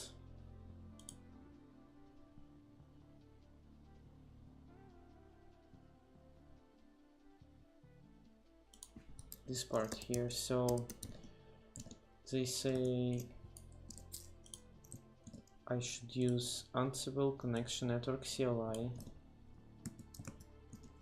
and then Ansible network OS IS, and then Ansible user should be username and Ansible SSH pass should be password. So I guess something like this. Become, no, I don't need to use enable. Example CLI task. Name isconfig yes, register backup IIS location when Ansible network.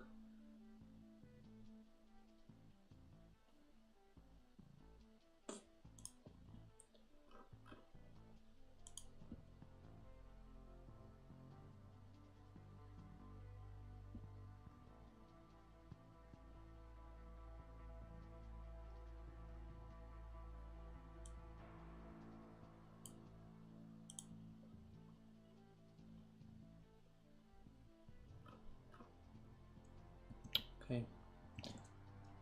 Oh, and there is also aggregate here. List of VLAN definitions. Okay.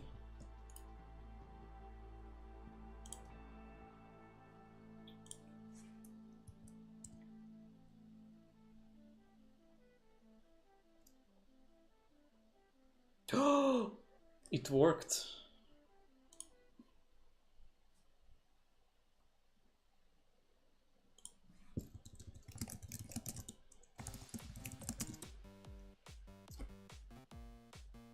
Okay. Perfect. So I have this VLAN right there, but I want to figure out how to create a number of VLANs.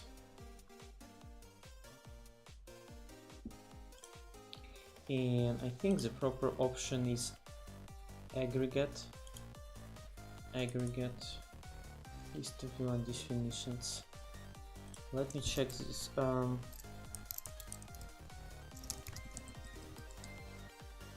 IS VLAN aggregate. Oh no. Aggregate.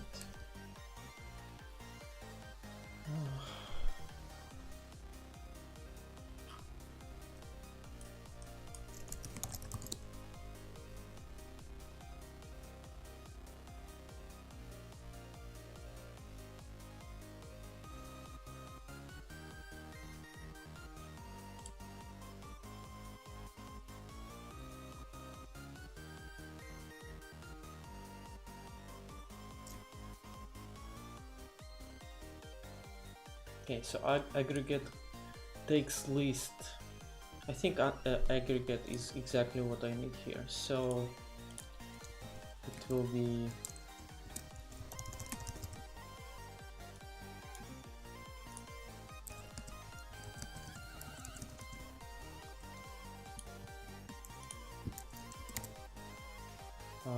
where is my scratch file? 119 dr2.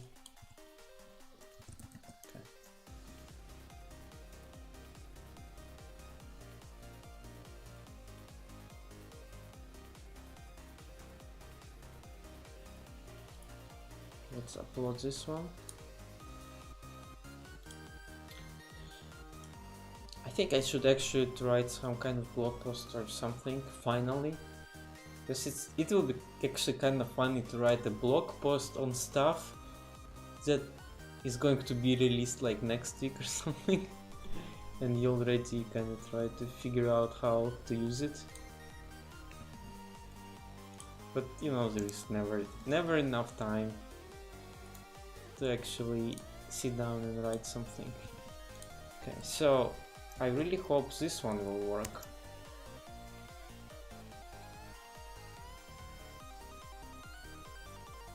And it seems it did. Perfect, so now I can create VLANs like this.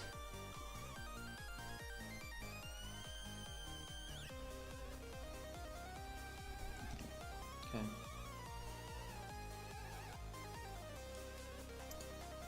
So now it will be very easy to replicate this part. So I have 2012, which will be BR1, BR2, present, okay.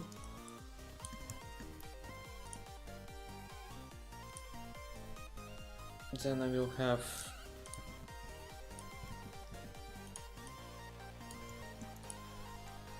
28 and 29, which are connecting to just different ISP.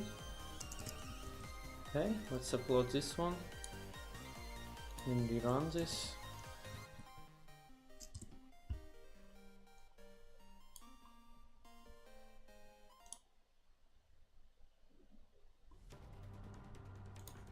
Okay.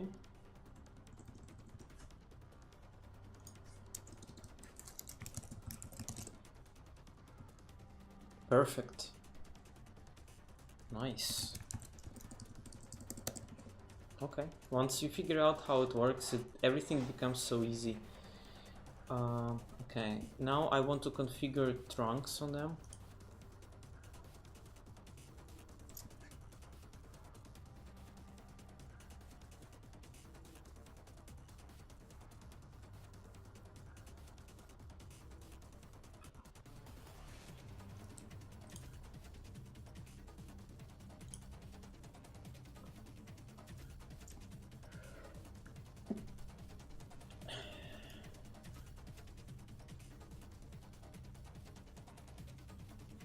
Okay, so what is going on here? So it says ISL2 interface mod trunk.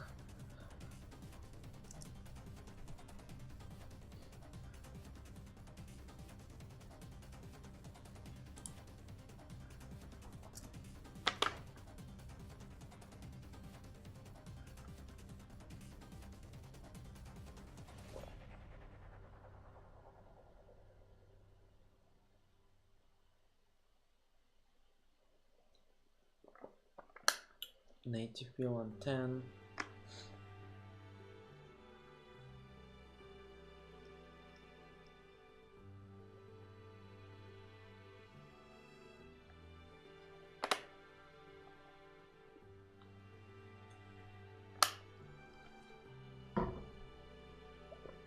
Okay.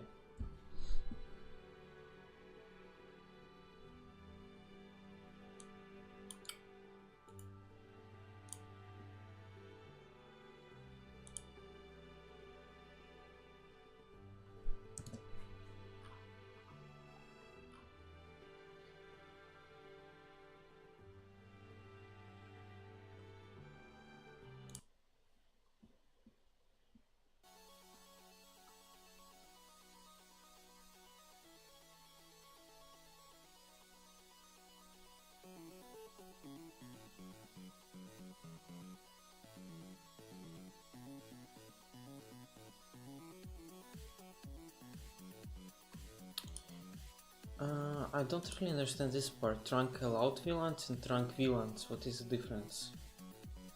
This says allowed VLANs if a given trunk point more trunks, there are only VLANs that will be configured on the trunk. Okay. This one, trunk VLANs, list of VLANs to be configured in trunk port.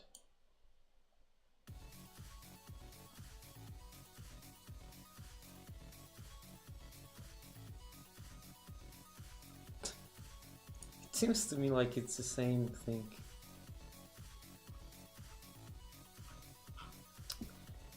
Okay, I think it's time again to go to source code, actually.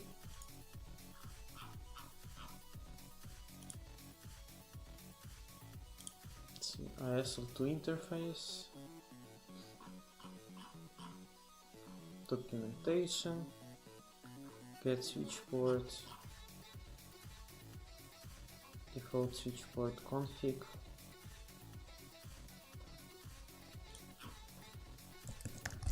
Trunk. Okay, so let's see. So there is object append trunk VLANs and trunk allowed VLANs. Let's track this down.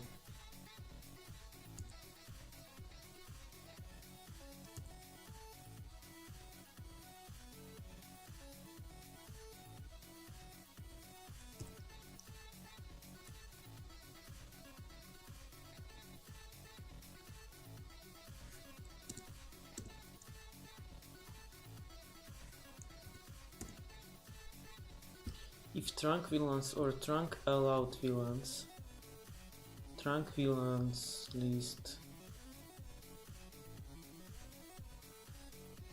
proposed Okay, so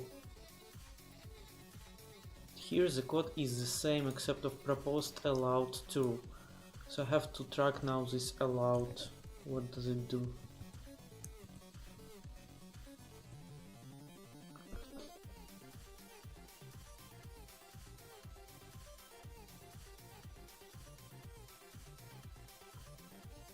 Oops. Okay, I have to go through this code again. So let's run. Let me actually do this. File, new Python file, test.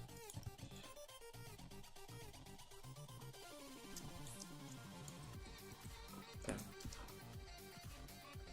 So I'm looking for trunk VLANs.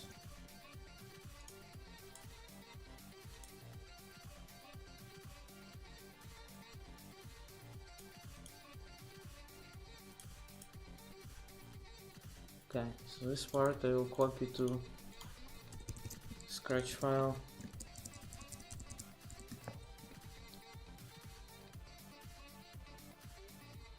Oh, thank you very much. You know what, I'm still consider myself a newbie here. Just like big companies like Google, AWS and stuff that, you know, like that manage very big infrastructures. They use this kind of tools or some homegrown tools for years. So I'm very much behind of what is going on.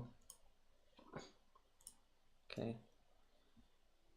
And I think going to the source code is actually fun, but not all the time. Okay. So they said proposed VLAN allowed true.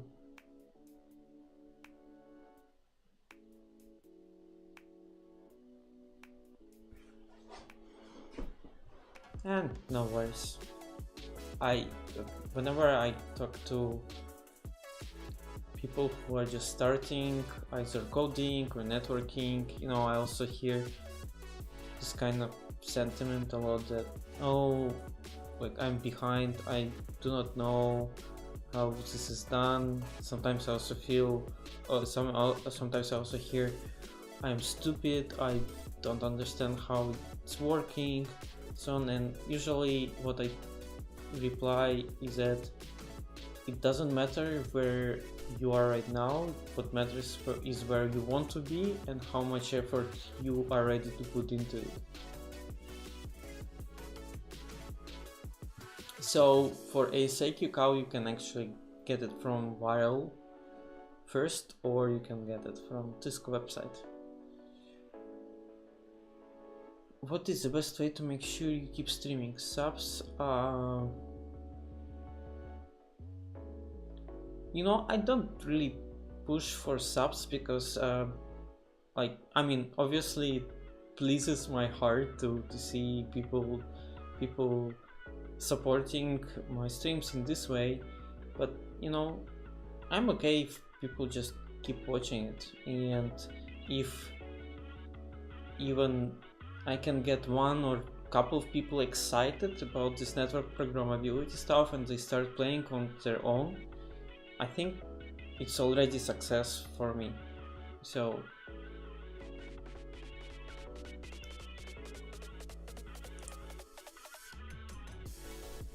yeah, I think we have 6 now, according to what I see on my side.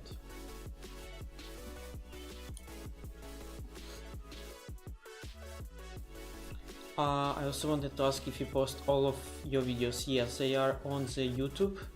So if you click on related links under the stream and my YouTube channel, you will see pretty much every single stream that I did before. Yeah, so everything is on YouTube.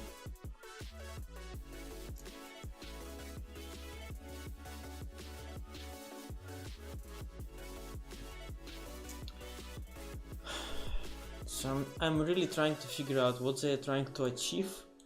Okay, maybe I'm blind and I don't read it correct.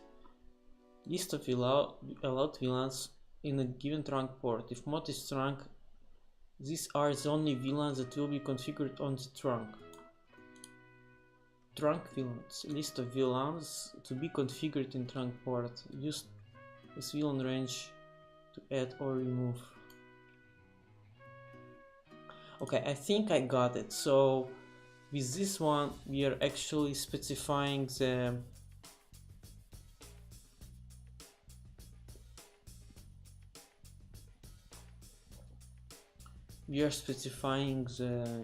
like total number of VLANs, and in this case I can actually add and remove.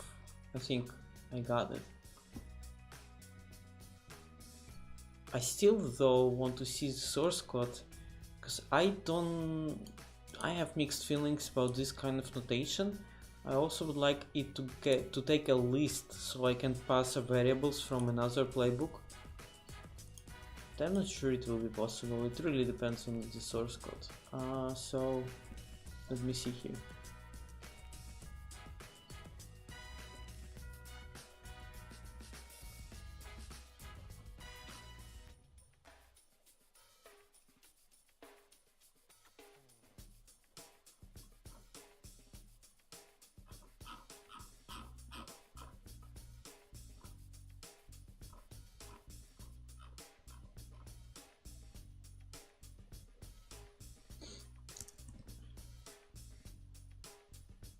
Oh, thank you very much, Project DP.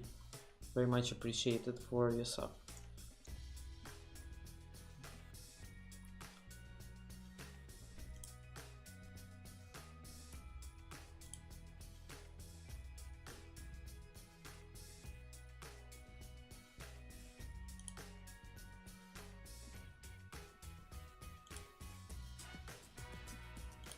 Okay.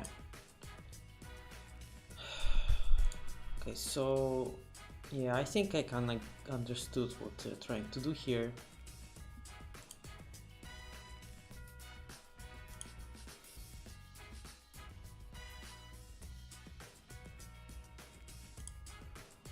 So let's get into actually writing some code here. So let me copy the example.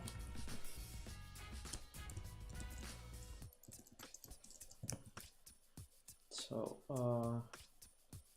level of indentation should be fine.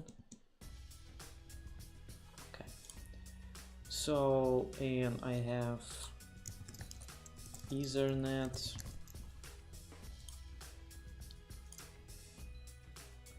one 1213.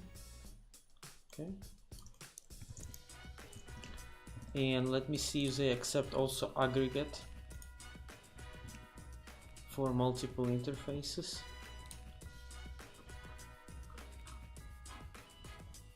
Okay, aggregate, okay.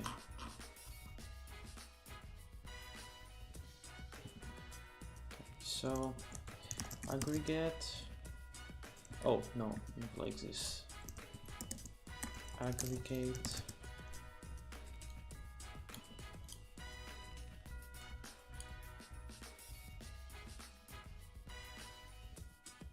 thank you very much.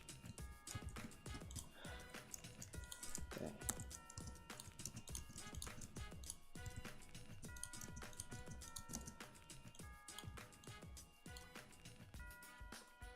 So it will be VLANs like this, 28, 29. Okay. So 11, 12, 13. State absent, probably not a good idea.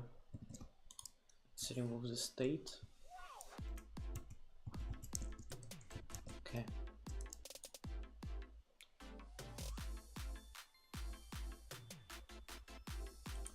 So hopefully this part will work. So let's upload this.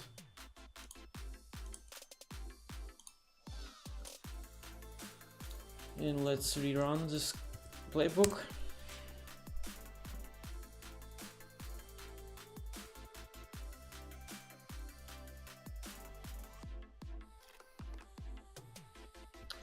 something has happened, so let me go here and check. Show interface trunk. No. Show VLAN brief.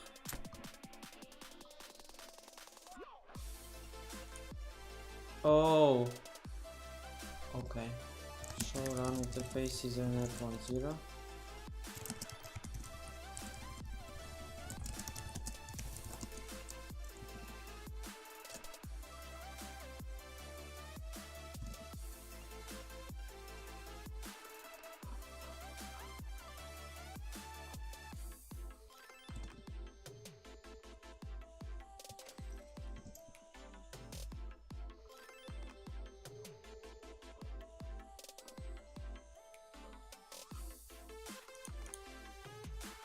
It shows these VLANs are not being tagged on the trunk.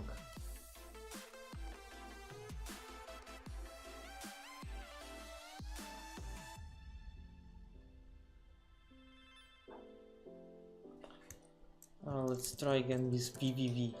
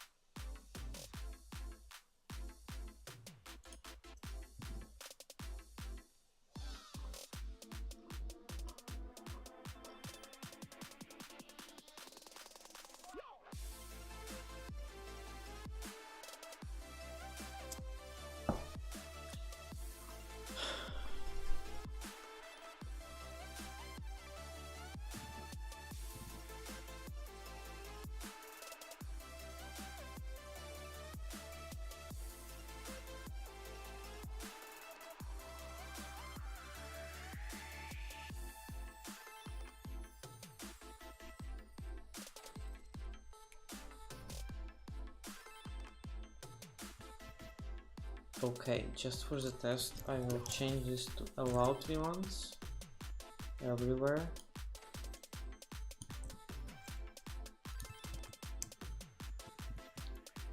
I will re-upload this and try again. Or maybe this module is just not working yet. That can also be the case.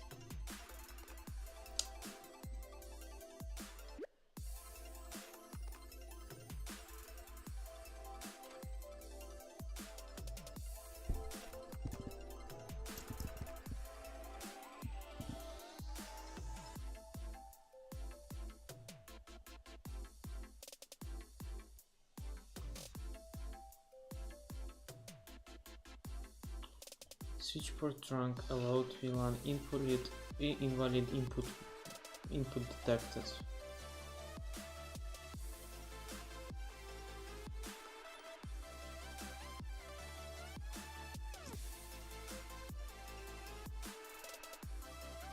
Switch port trunk allowed VLAN.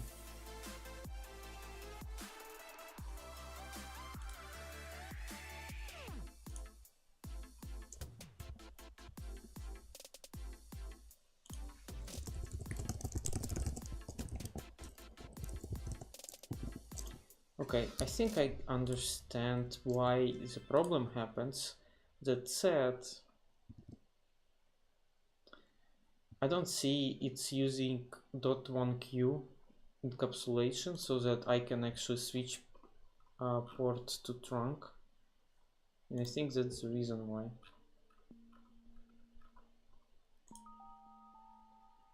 Access VLAN authorize mode trunk. Name, full name, excluding any logical number,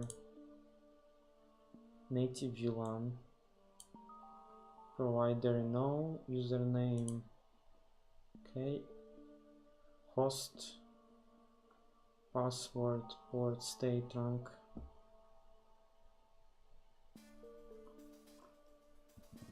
Okay, just for the small test, I'm going to do interface range E013 switch port mode and switch port trunk encapsulation.1q, and then I will rerun the playbook again, see if it changes anything.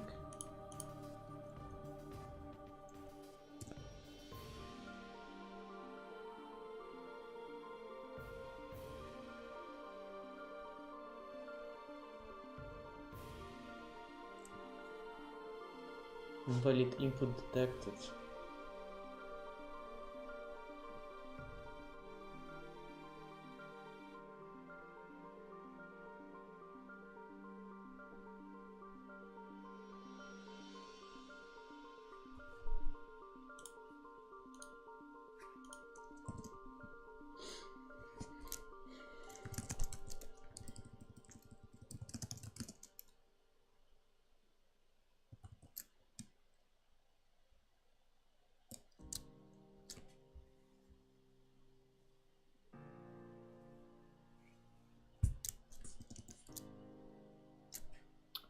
Okay, now I don't see the problem.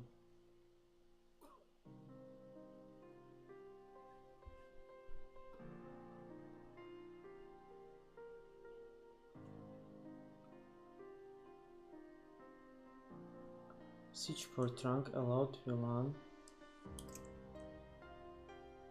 Oh, okay.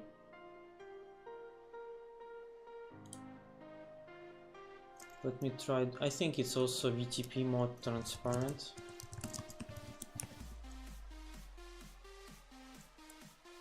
Right, okay. So let's try VTP mode transparent. And then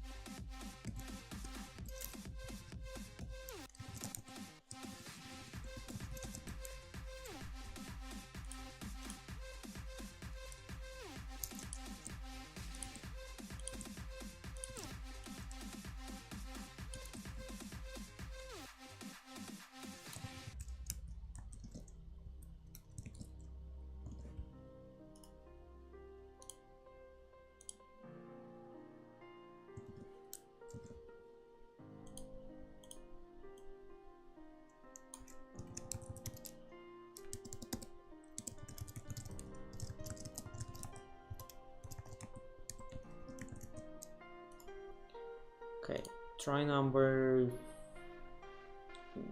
9350.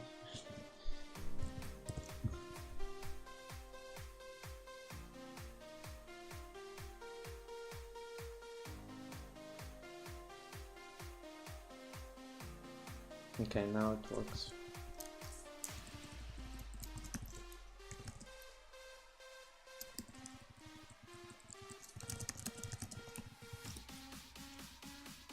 Okay.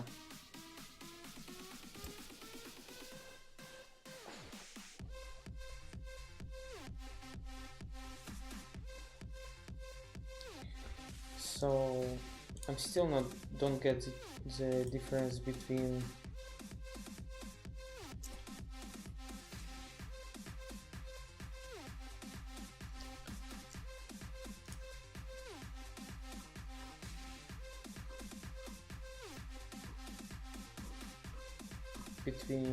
trunk allowed VLANs and trunk VLANs.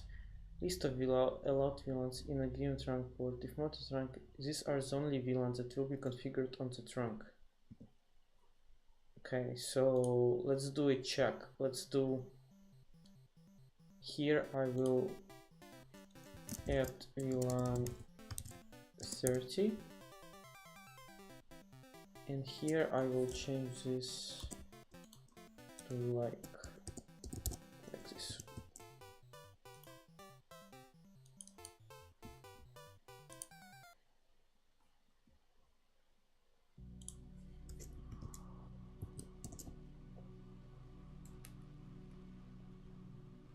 My earplugs keep falling out of my ear. It's annoying. Okay, so I did changes on Ethernet 1 and on Ethernet 3 show run interface Ethernet 1.0.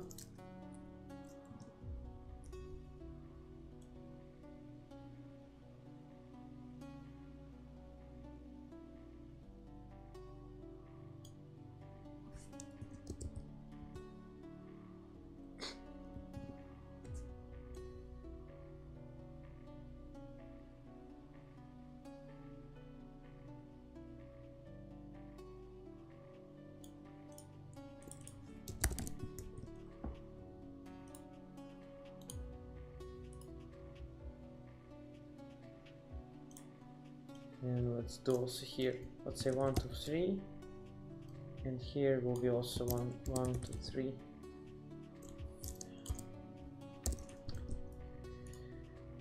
seems that there is no difference.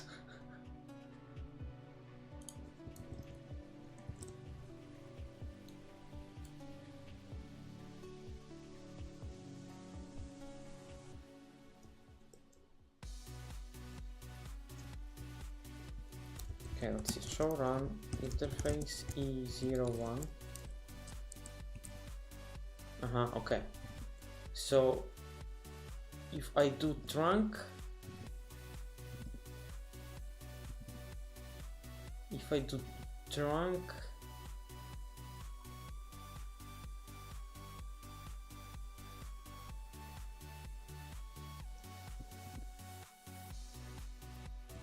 okay, if I do allowed VLANs, I have only allowed VLANs.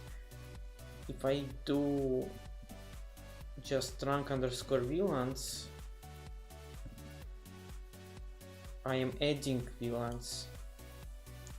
And I don't think this is what was in the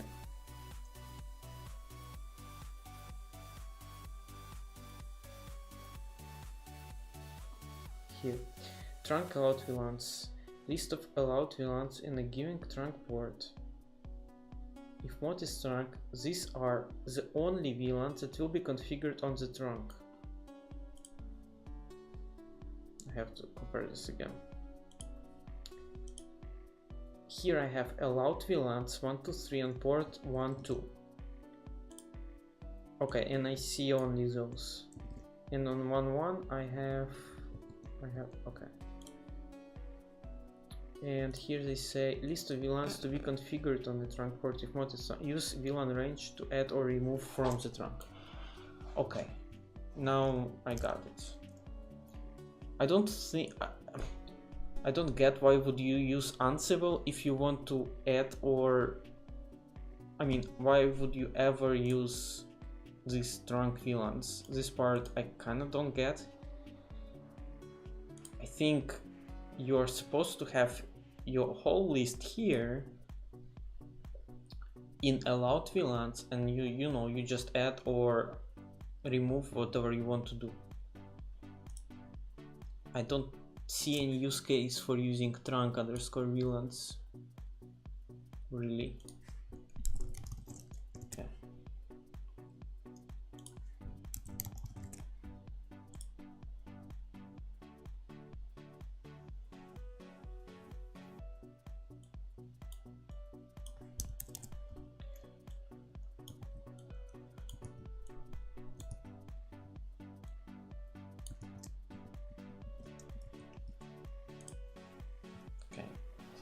I think though I should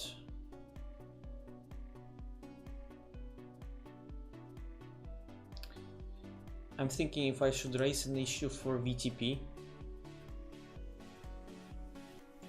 or no, that VTP should be in transparent mode, or at least to have some error saying that I don't know, VTP is not up or whatever it is. Okay, let's see what is the status right now. Show VLAN, show interface trunk. Oh, I think I didn't rerun the script.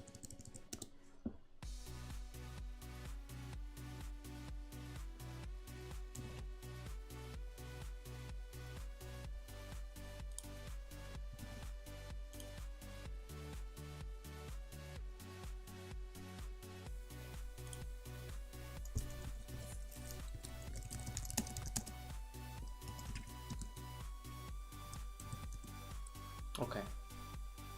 Now trunks are good.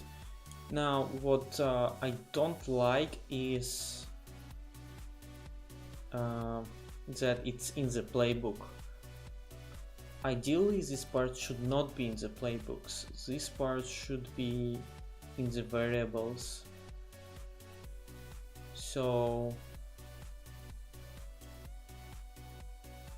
I would say I need to do this, where I have file called sjisw1 YAML, where I have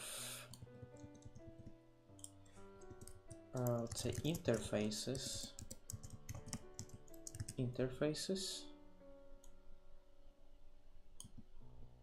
something like this.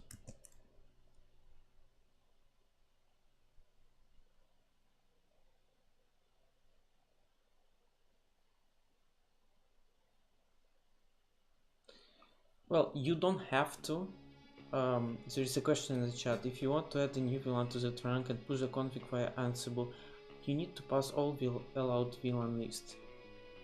I mean, you can do this with these different options that they have. Trunk underscore VLANs, you can use that and it will just add. That said, I don't see a good use case for it. If you are starting using Ansible, you would like to keep your desired state in your variables in the first place, because otherwise you will have the sources of inconsistencies, I guess. So, I mean, you can add VLANs, but then you kinda not sure what is going on. You see what I'm saying? From my perspective, the better way is to have it like you have this one source of information, like we discussed with IPAM before, so that you can look on your file, on your variables, and you see, aha, I have this and this VLANs, I should add another VLAN, so you go ahead and add it. Otherwise, you don't really know if the VLAN is already present on the device or not. So that's why I argue that this part makes sense, this variable makes sense more than the previous one. Okay, so I am going to, just for the test, I'm going to add additional VLAN here. I moved this to variables per device basis, and okay, I should push this, and here I am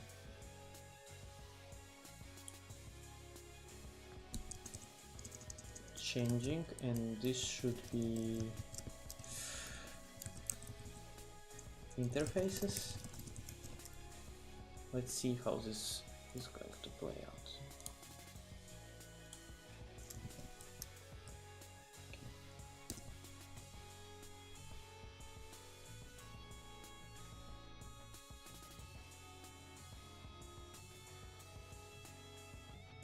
Okay, this also worked. So let's see if the VLAN was added, which it did. So I have now VLAN 2030. So this is, I think it's a good way to separate those. Okay. Looks good to me. So I have here interfaces for this box where I define them as trunks. Probably you also could use NetBox for it, but you know, as I discussed before, today we are focusing on Ansible, so I'm using this one. Also, because I'm using Ansible 2.5, I want to check if I delete this Ansible connection local everywhere.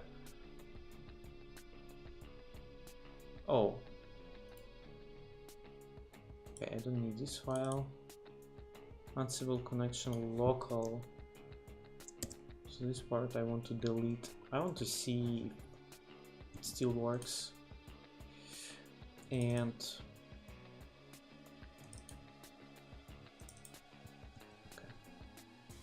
Again, just for the test, I'm going to add another VLAN.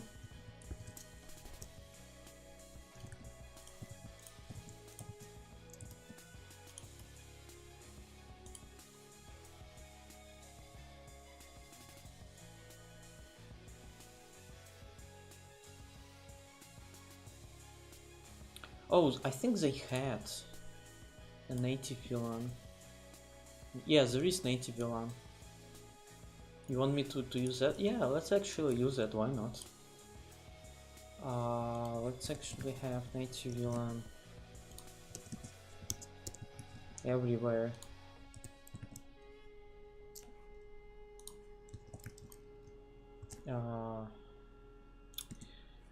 Let me think. Let's say what, 999.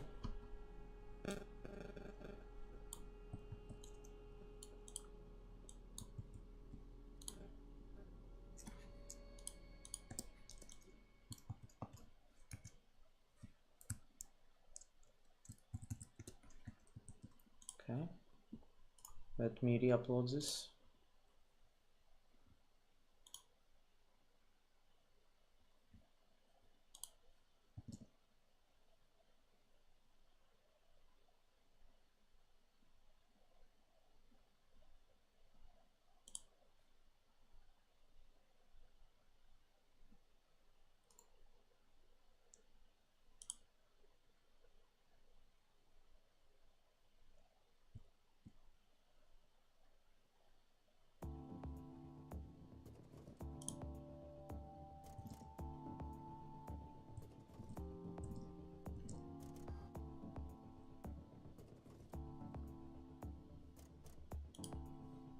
Okay.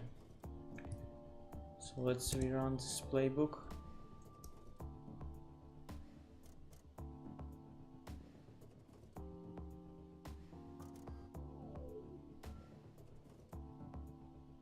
You're trying to configure VLAN on an interface that doesn't exist on switch yet. VLAN 999. Fair point. Oh, and that said, I also want to remove VLANs from this file as well. So let's remove that part, and we'll have again variable here, VLANs like this, and now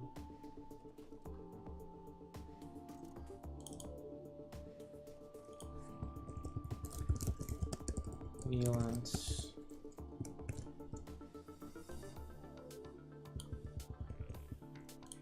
And we will add our VLAN ID 999, name native, state present. Okay. Let's re-upload these two files again.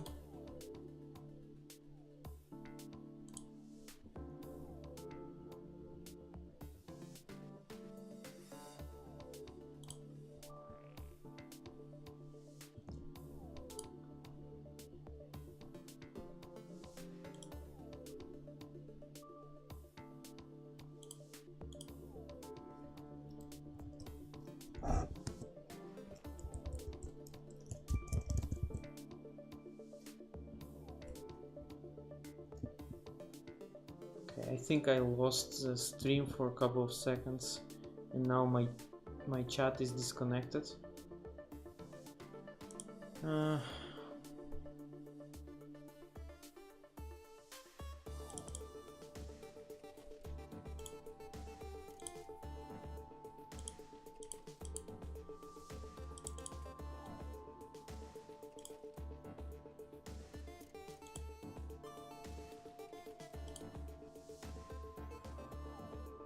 Okay, chat should be back on the screen. Okay, let's rerun You're trying to configure VLAN on an interface that doesn't exist on switch yet.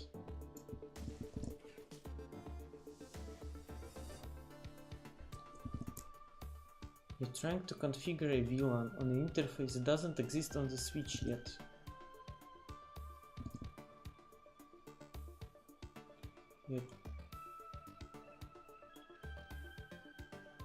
This doesn't make any sense to me. Okay, I'm going to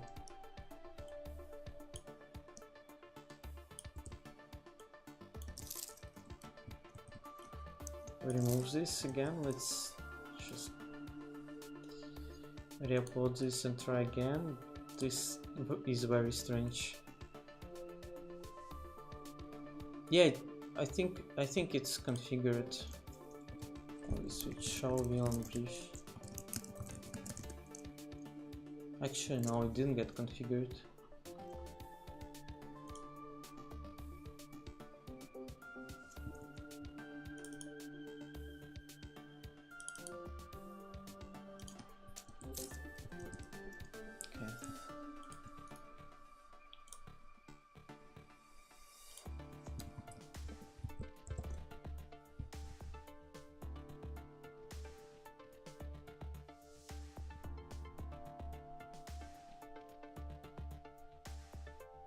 Okay, now it works actually. Show VLAN brief.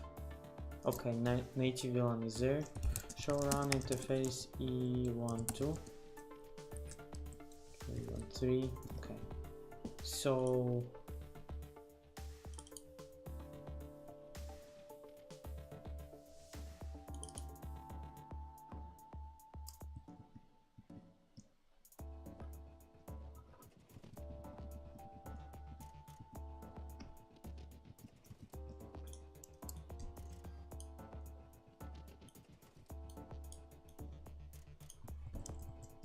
okay.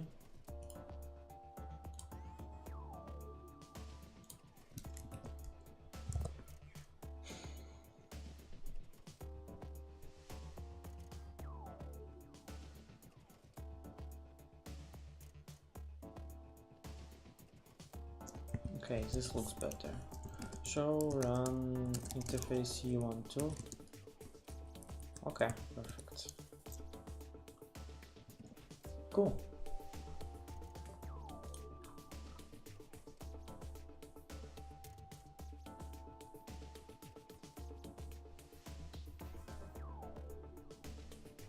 Okay, there is something that I want to Google, is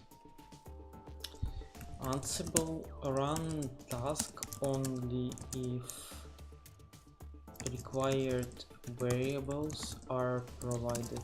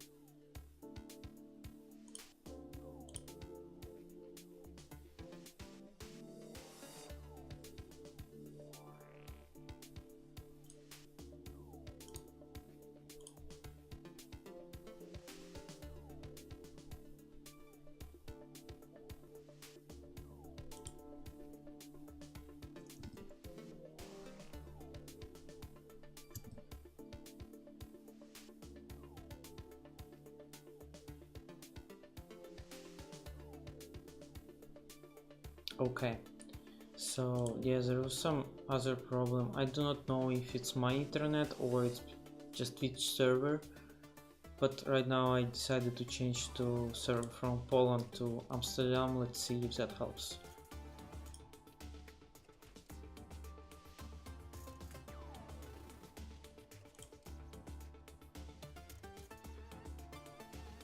Okay. So I can now easily configure this switch or any other switch. Now I would like to configure subinterfaces on a router in the same way. That said, I'm not sure Ansible will be able to do L3 interface the way I need, but I can check. So let's see. I think so. It has to be part of allowed VLAN list. Actually, no, you don't need to have native VLAN as part of allowed VLAN list, as far as I recall.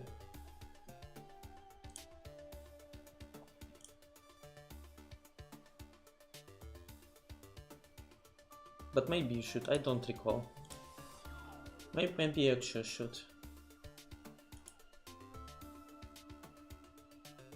Having said that, it doesn't make a lot of sense because you receive untagged traffic on the interface.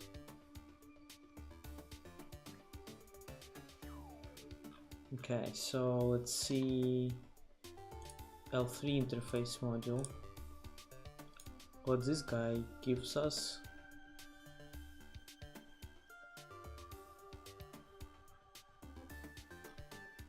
Okay, so you have IPv4. You have name. You have only IPv4 and name. Not much, honestly.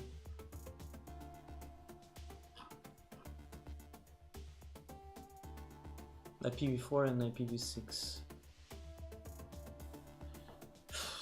I don't think I can use this module for my needs here. I would need to have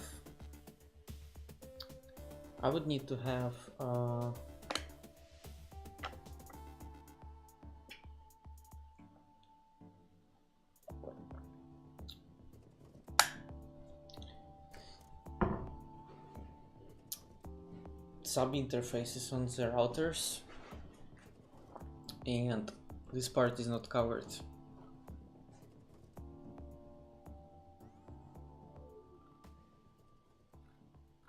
You know what? I think I know what I'm going to do for the next one. Well, yeah, I mean, but it's not about numbering, right? I also need to do command encapsulation.1q10 or 20 or whatever that is, and I don't see it here.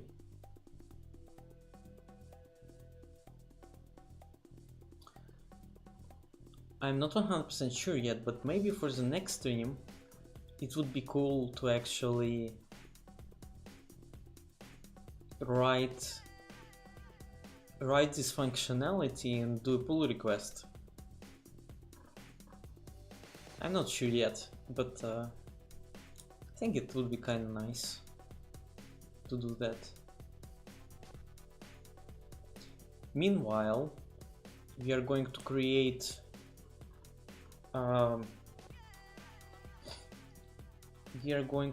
additional variables here to configure using templates, and I think that part will be nice. So okay, I need to rename this file to vr1 vr1.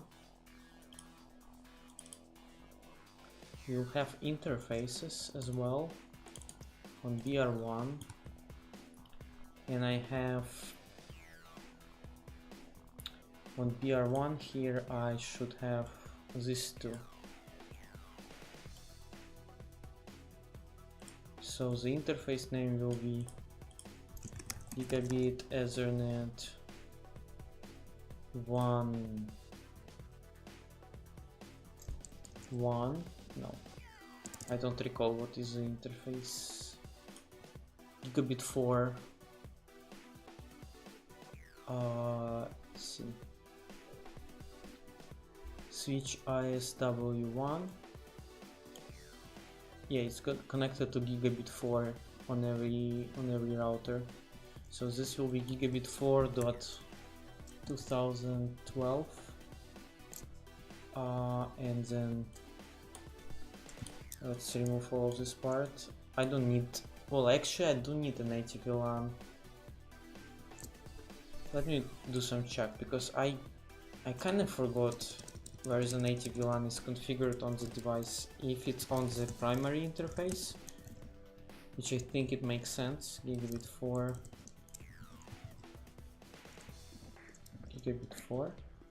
is it encapsulation?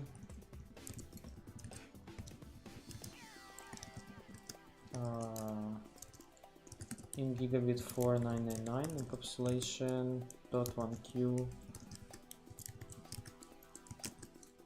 native. Okay, but I don't need that sub interface though.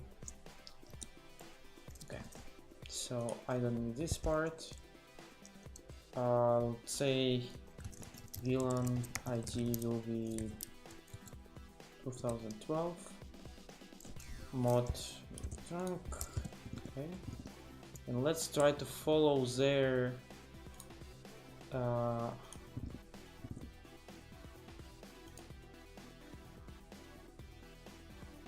convention, so that it would be very easy to extend their module. Okay, so here will be 172.16.254.17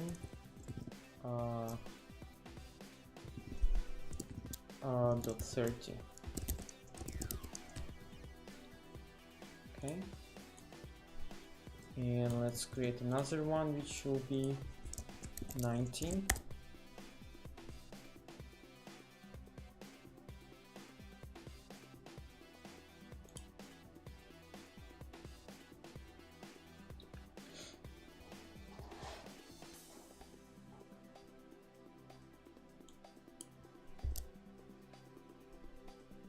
This will be 164.19.1/24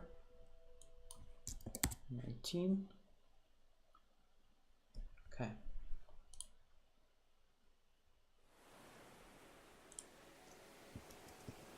Okay, let's copy this file.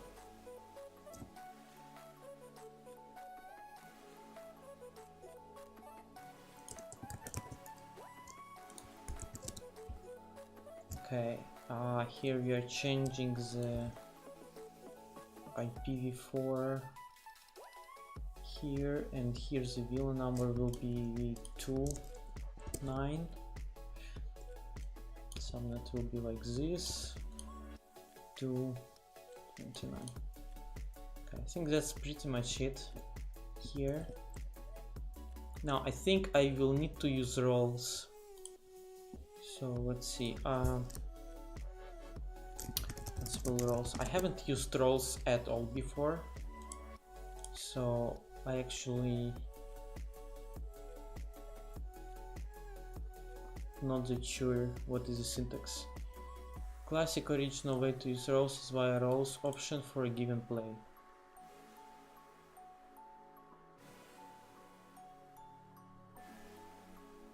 Roles are a way to automatically load certain variable files, task handlers based on known file structure. Grouping content by roles also allows easy sharing of roles with other users. Okay, so there are two roles common in web servers, and they have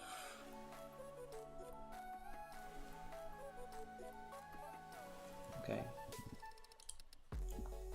Let's do here this directory. So roles, create YAML file which will be borders YAML. Oops, no.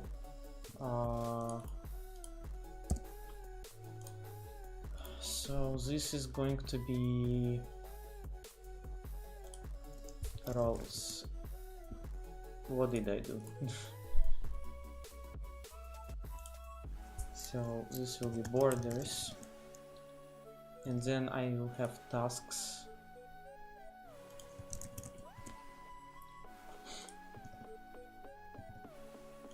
And then what? Let's say I will have provision.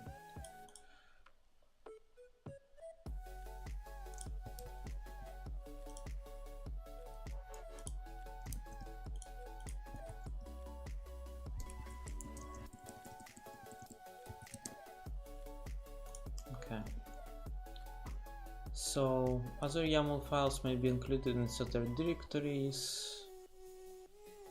Roles may also include modules and other plugin types. The classic original way to use roles via roles option for a given play. Via roles option in a given play, this designates the following behaviors for each role's X. If role tasks will be added there to the play.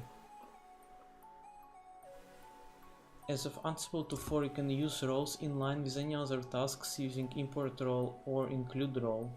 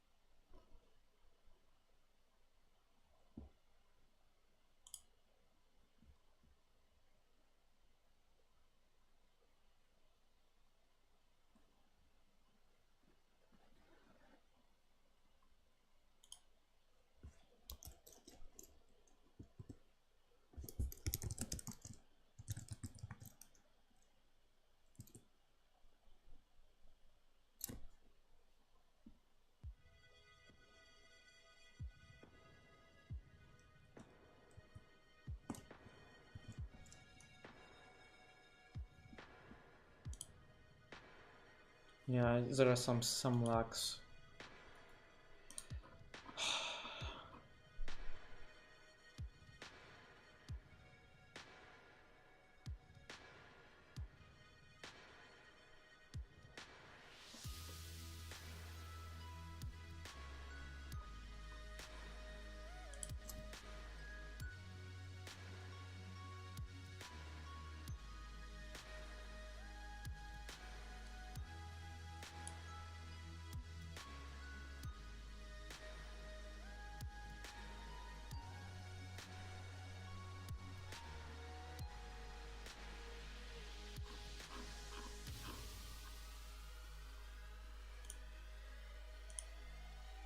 Ansible Galaxy. Yeah, I heard something about Galaxy, but free for finding, downloading, creating, reviewing, all kind of community developed. Ansible was a great way to get a jump start on your automation projects.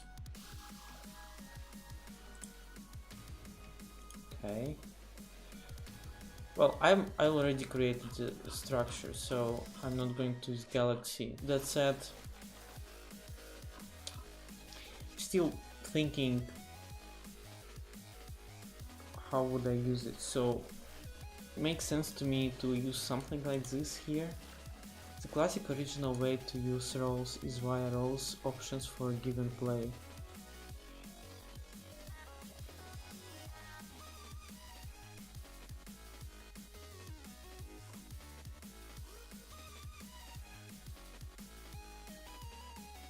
Okay, let's try. Maybe someone will help me if I am way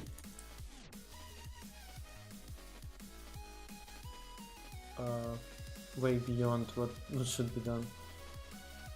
Okay, so I need to specify. I think I will have to create a group here.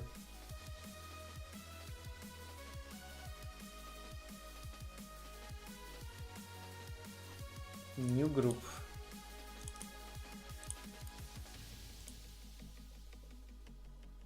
So I have SJC hosts. So I'm going to create a new group. Let's see, Ansible group of groups.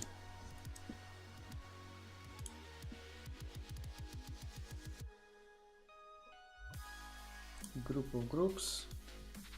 Children. USA children, Southeast children, Atlanta children, hosts children, Raleigh. How do I specify the group now?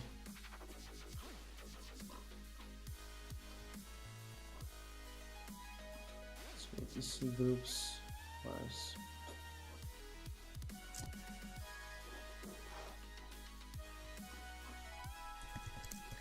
how to specify group of groups in playbook.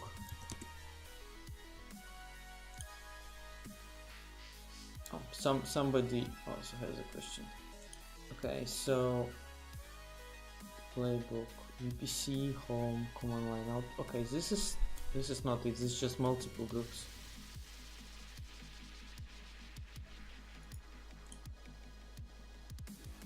The right syntax for combining multiple groups can be found here.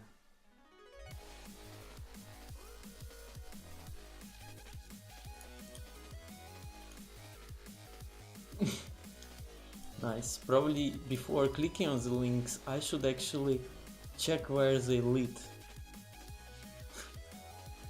Okay. To decide which host to mention.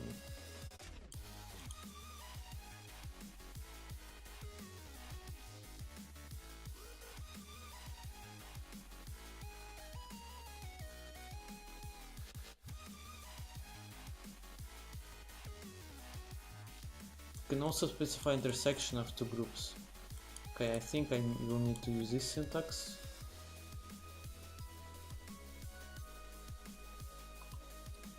That said, I would like to check an example.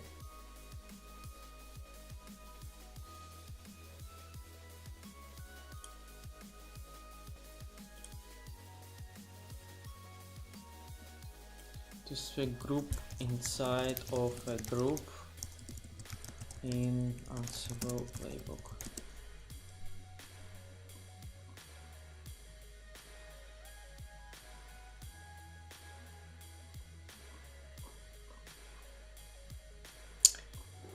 I get that part, but here is an example.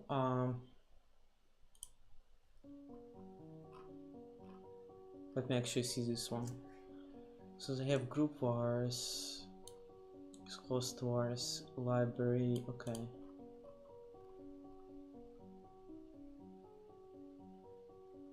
Alternative production staging, no. Borders, main. So here is my problem. Is this. Here is a group that I want to use. So I want to have group like SJC, and inside of it I want to have borders. So then how do I reference borders that are only belonging to SJC? Will it be intersection of groups? I guess. It's also possible to make groups of groups using children suffix in INI.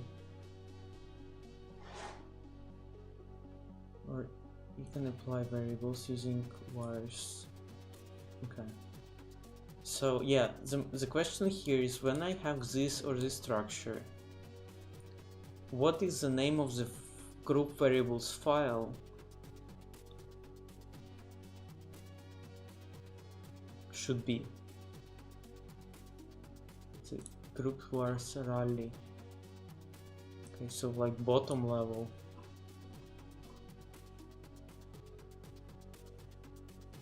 Okay, so I can't have like SG. I can't have group named borders. I may have group called SJC borders.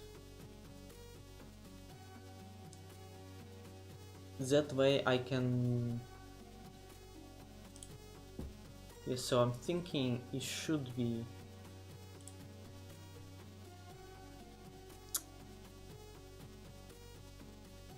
Like this. No, I don't like how it looks like.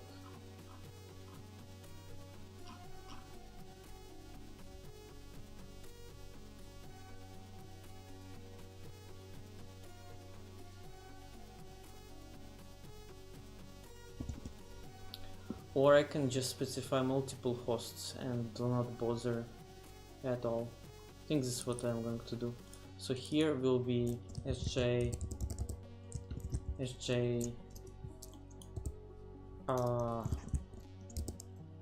BR1, sjbr2 provision borders. I don't have this one anymore. I'm going to have is config using templates, and this will be is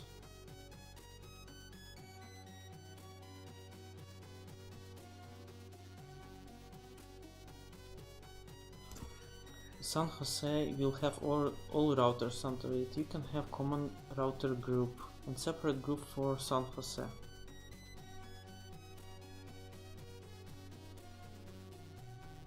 So this is what I currently have. So let me show you. So here I have top level all, which has children, which has SJC, and it has hosts. And this is pretty much it. So my idea was to have nested group, but I would have the same group, let's say SJC borders, and I would have the same group brew borders, and it seems I can't have that. Or maybe I can. I don't get it. I should play more with it, but probably not today. Let's just try specifying the hosts manually for now, like this. I hope this will work. So configure subinterfaces, and we'll use templates. We'll copy our EHRP template to subinterface. No. IS L3 subinterface subif, like this. Okay. So this will be interface and then interface name.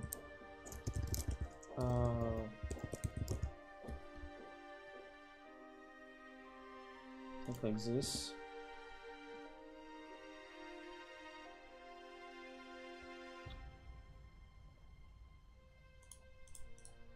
Okay, interface name and then VLAN ID and then IP address. Okay, so it will be encapsulation .1q and then VLAN ID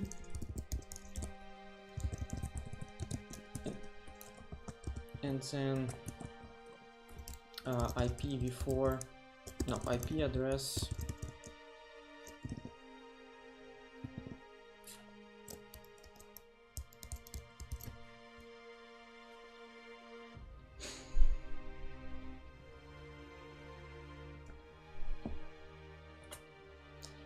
I can't substitute it directly to templates. I need to have some kind of,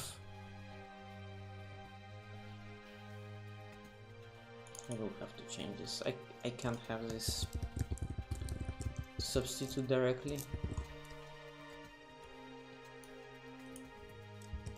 So this IPv4 mask.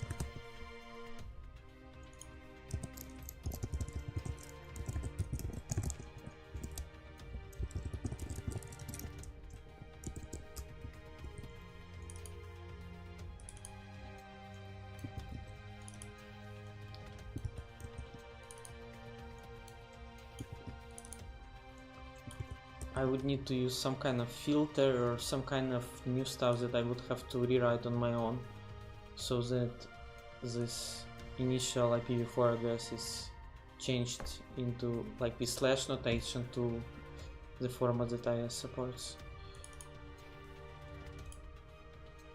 Okay, so IP address, and this will be IPv4, and this will be IPv4 mask. Okay. So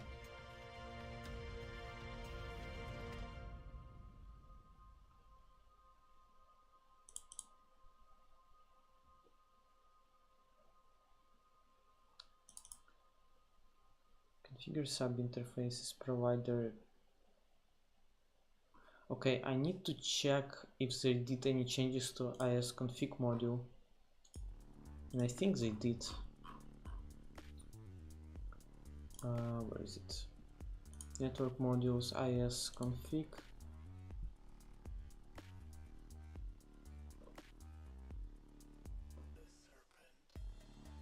Okay.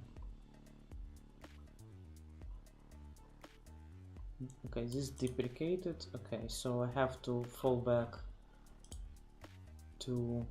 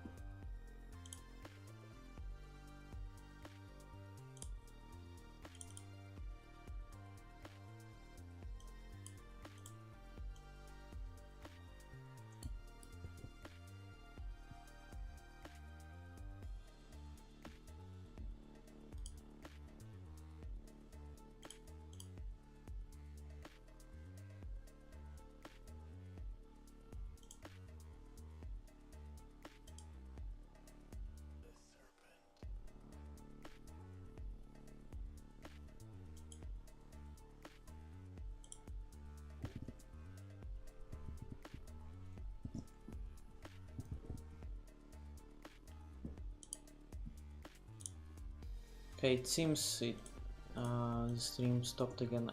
I guess it's my internet provider actually.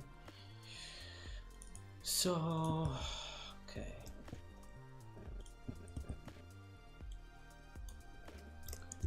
We are almost done for today, but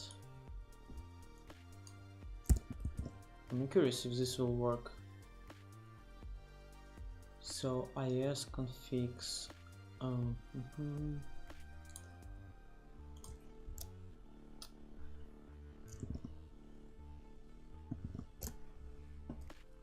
need to check this isconfig module again. After, before.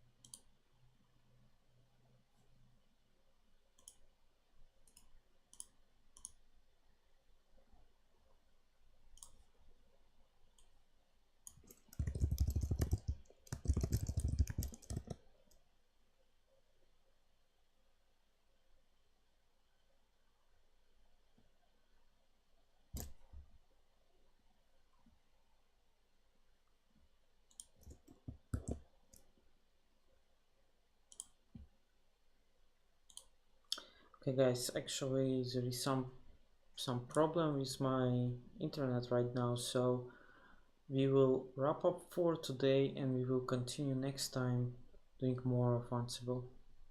Thank you very much. Until next time.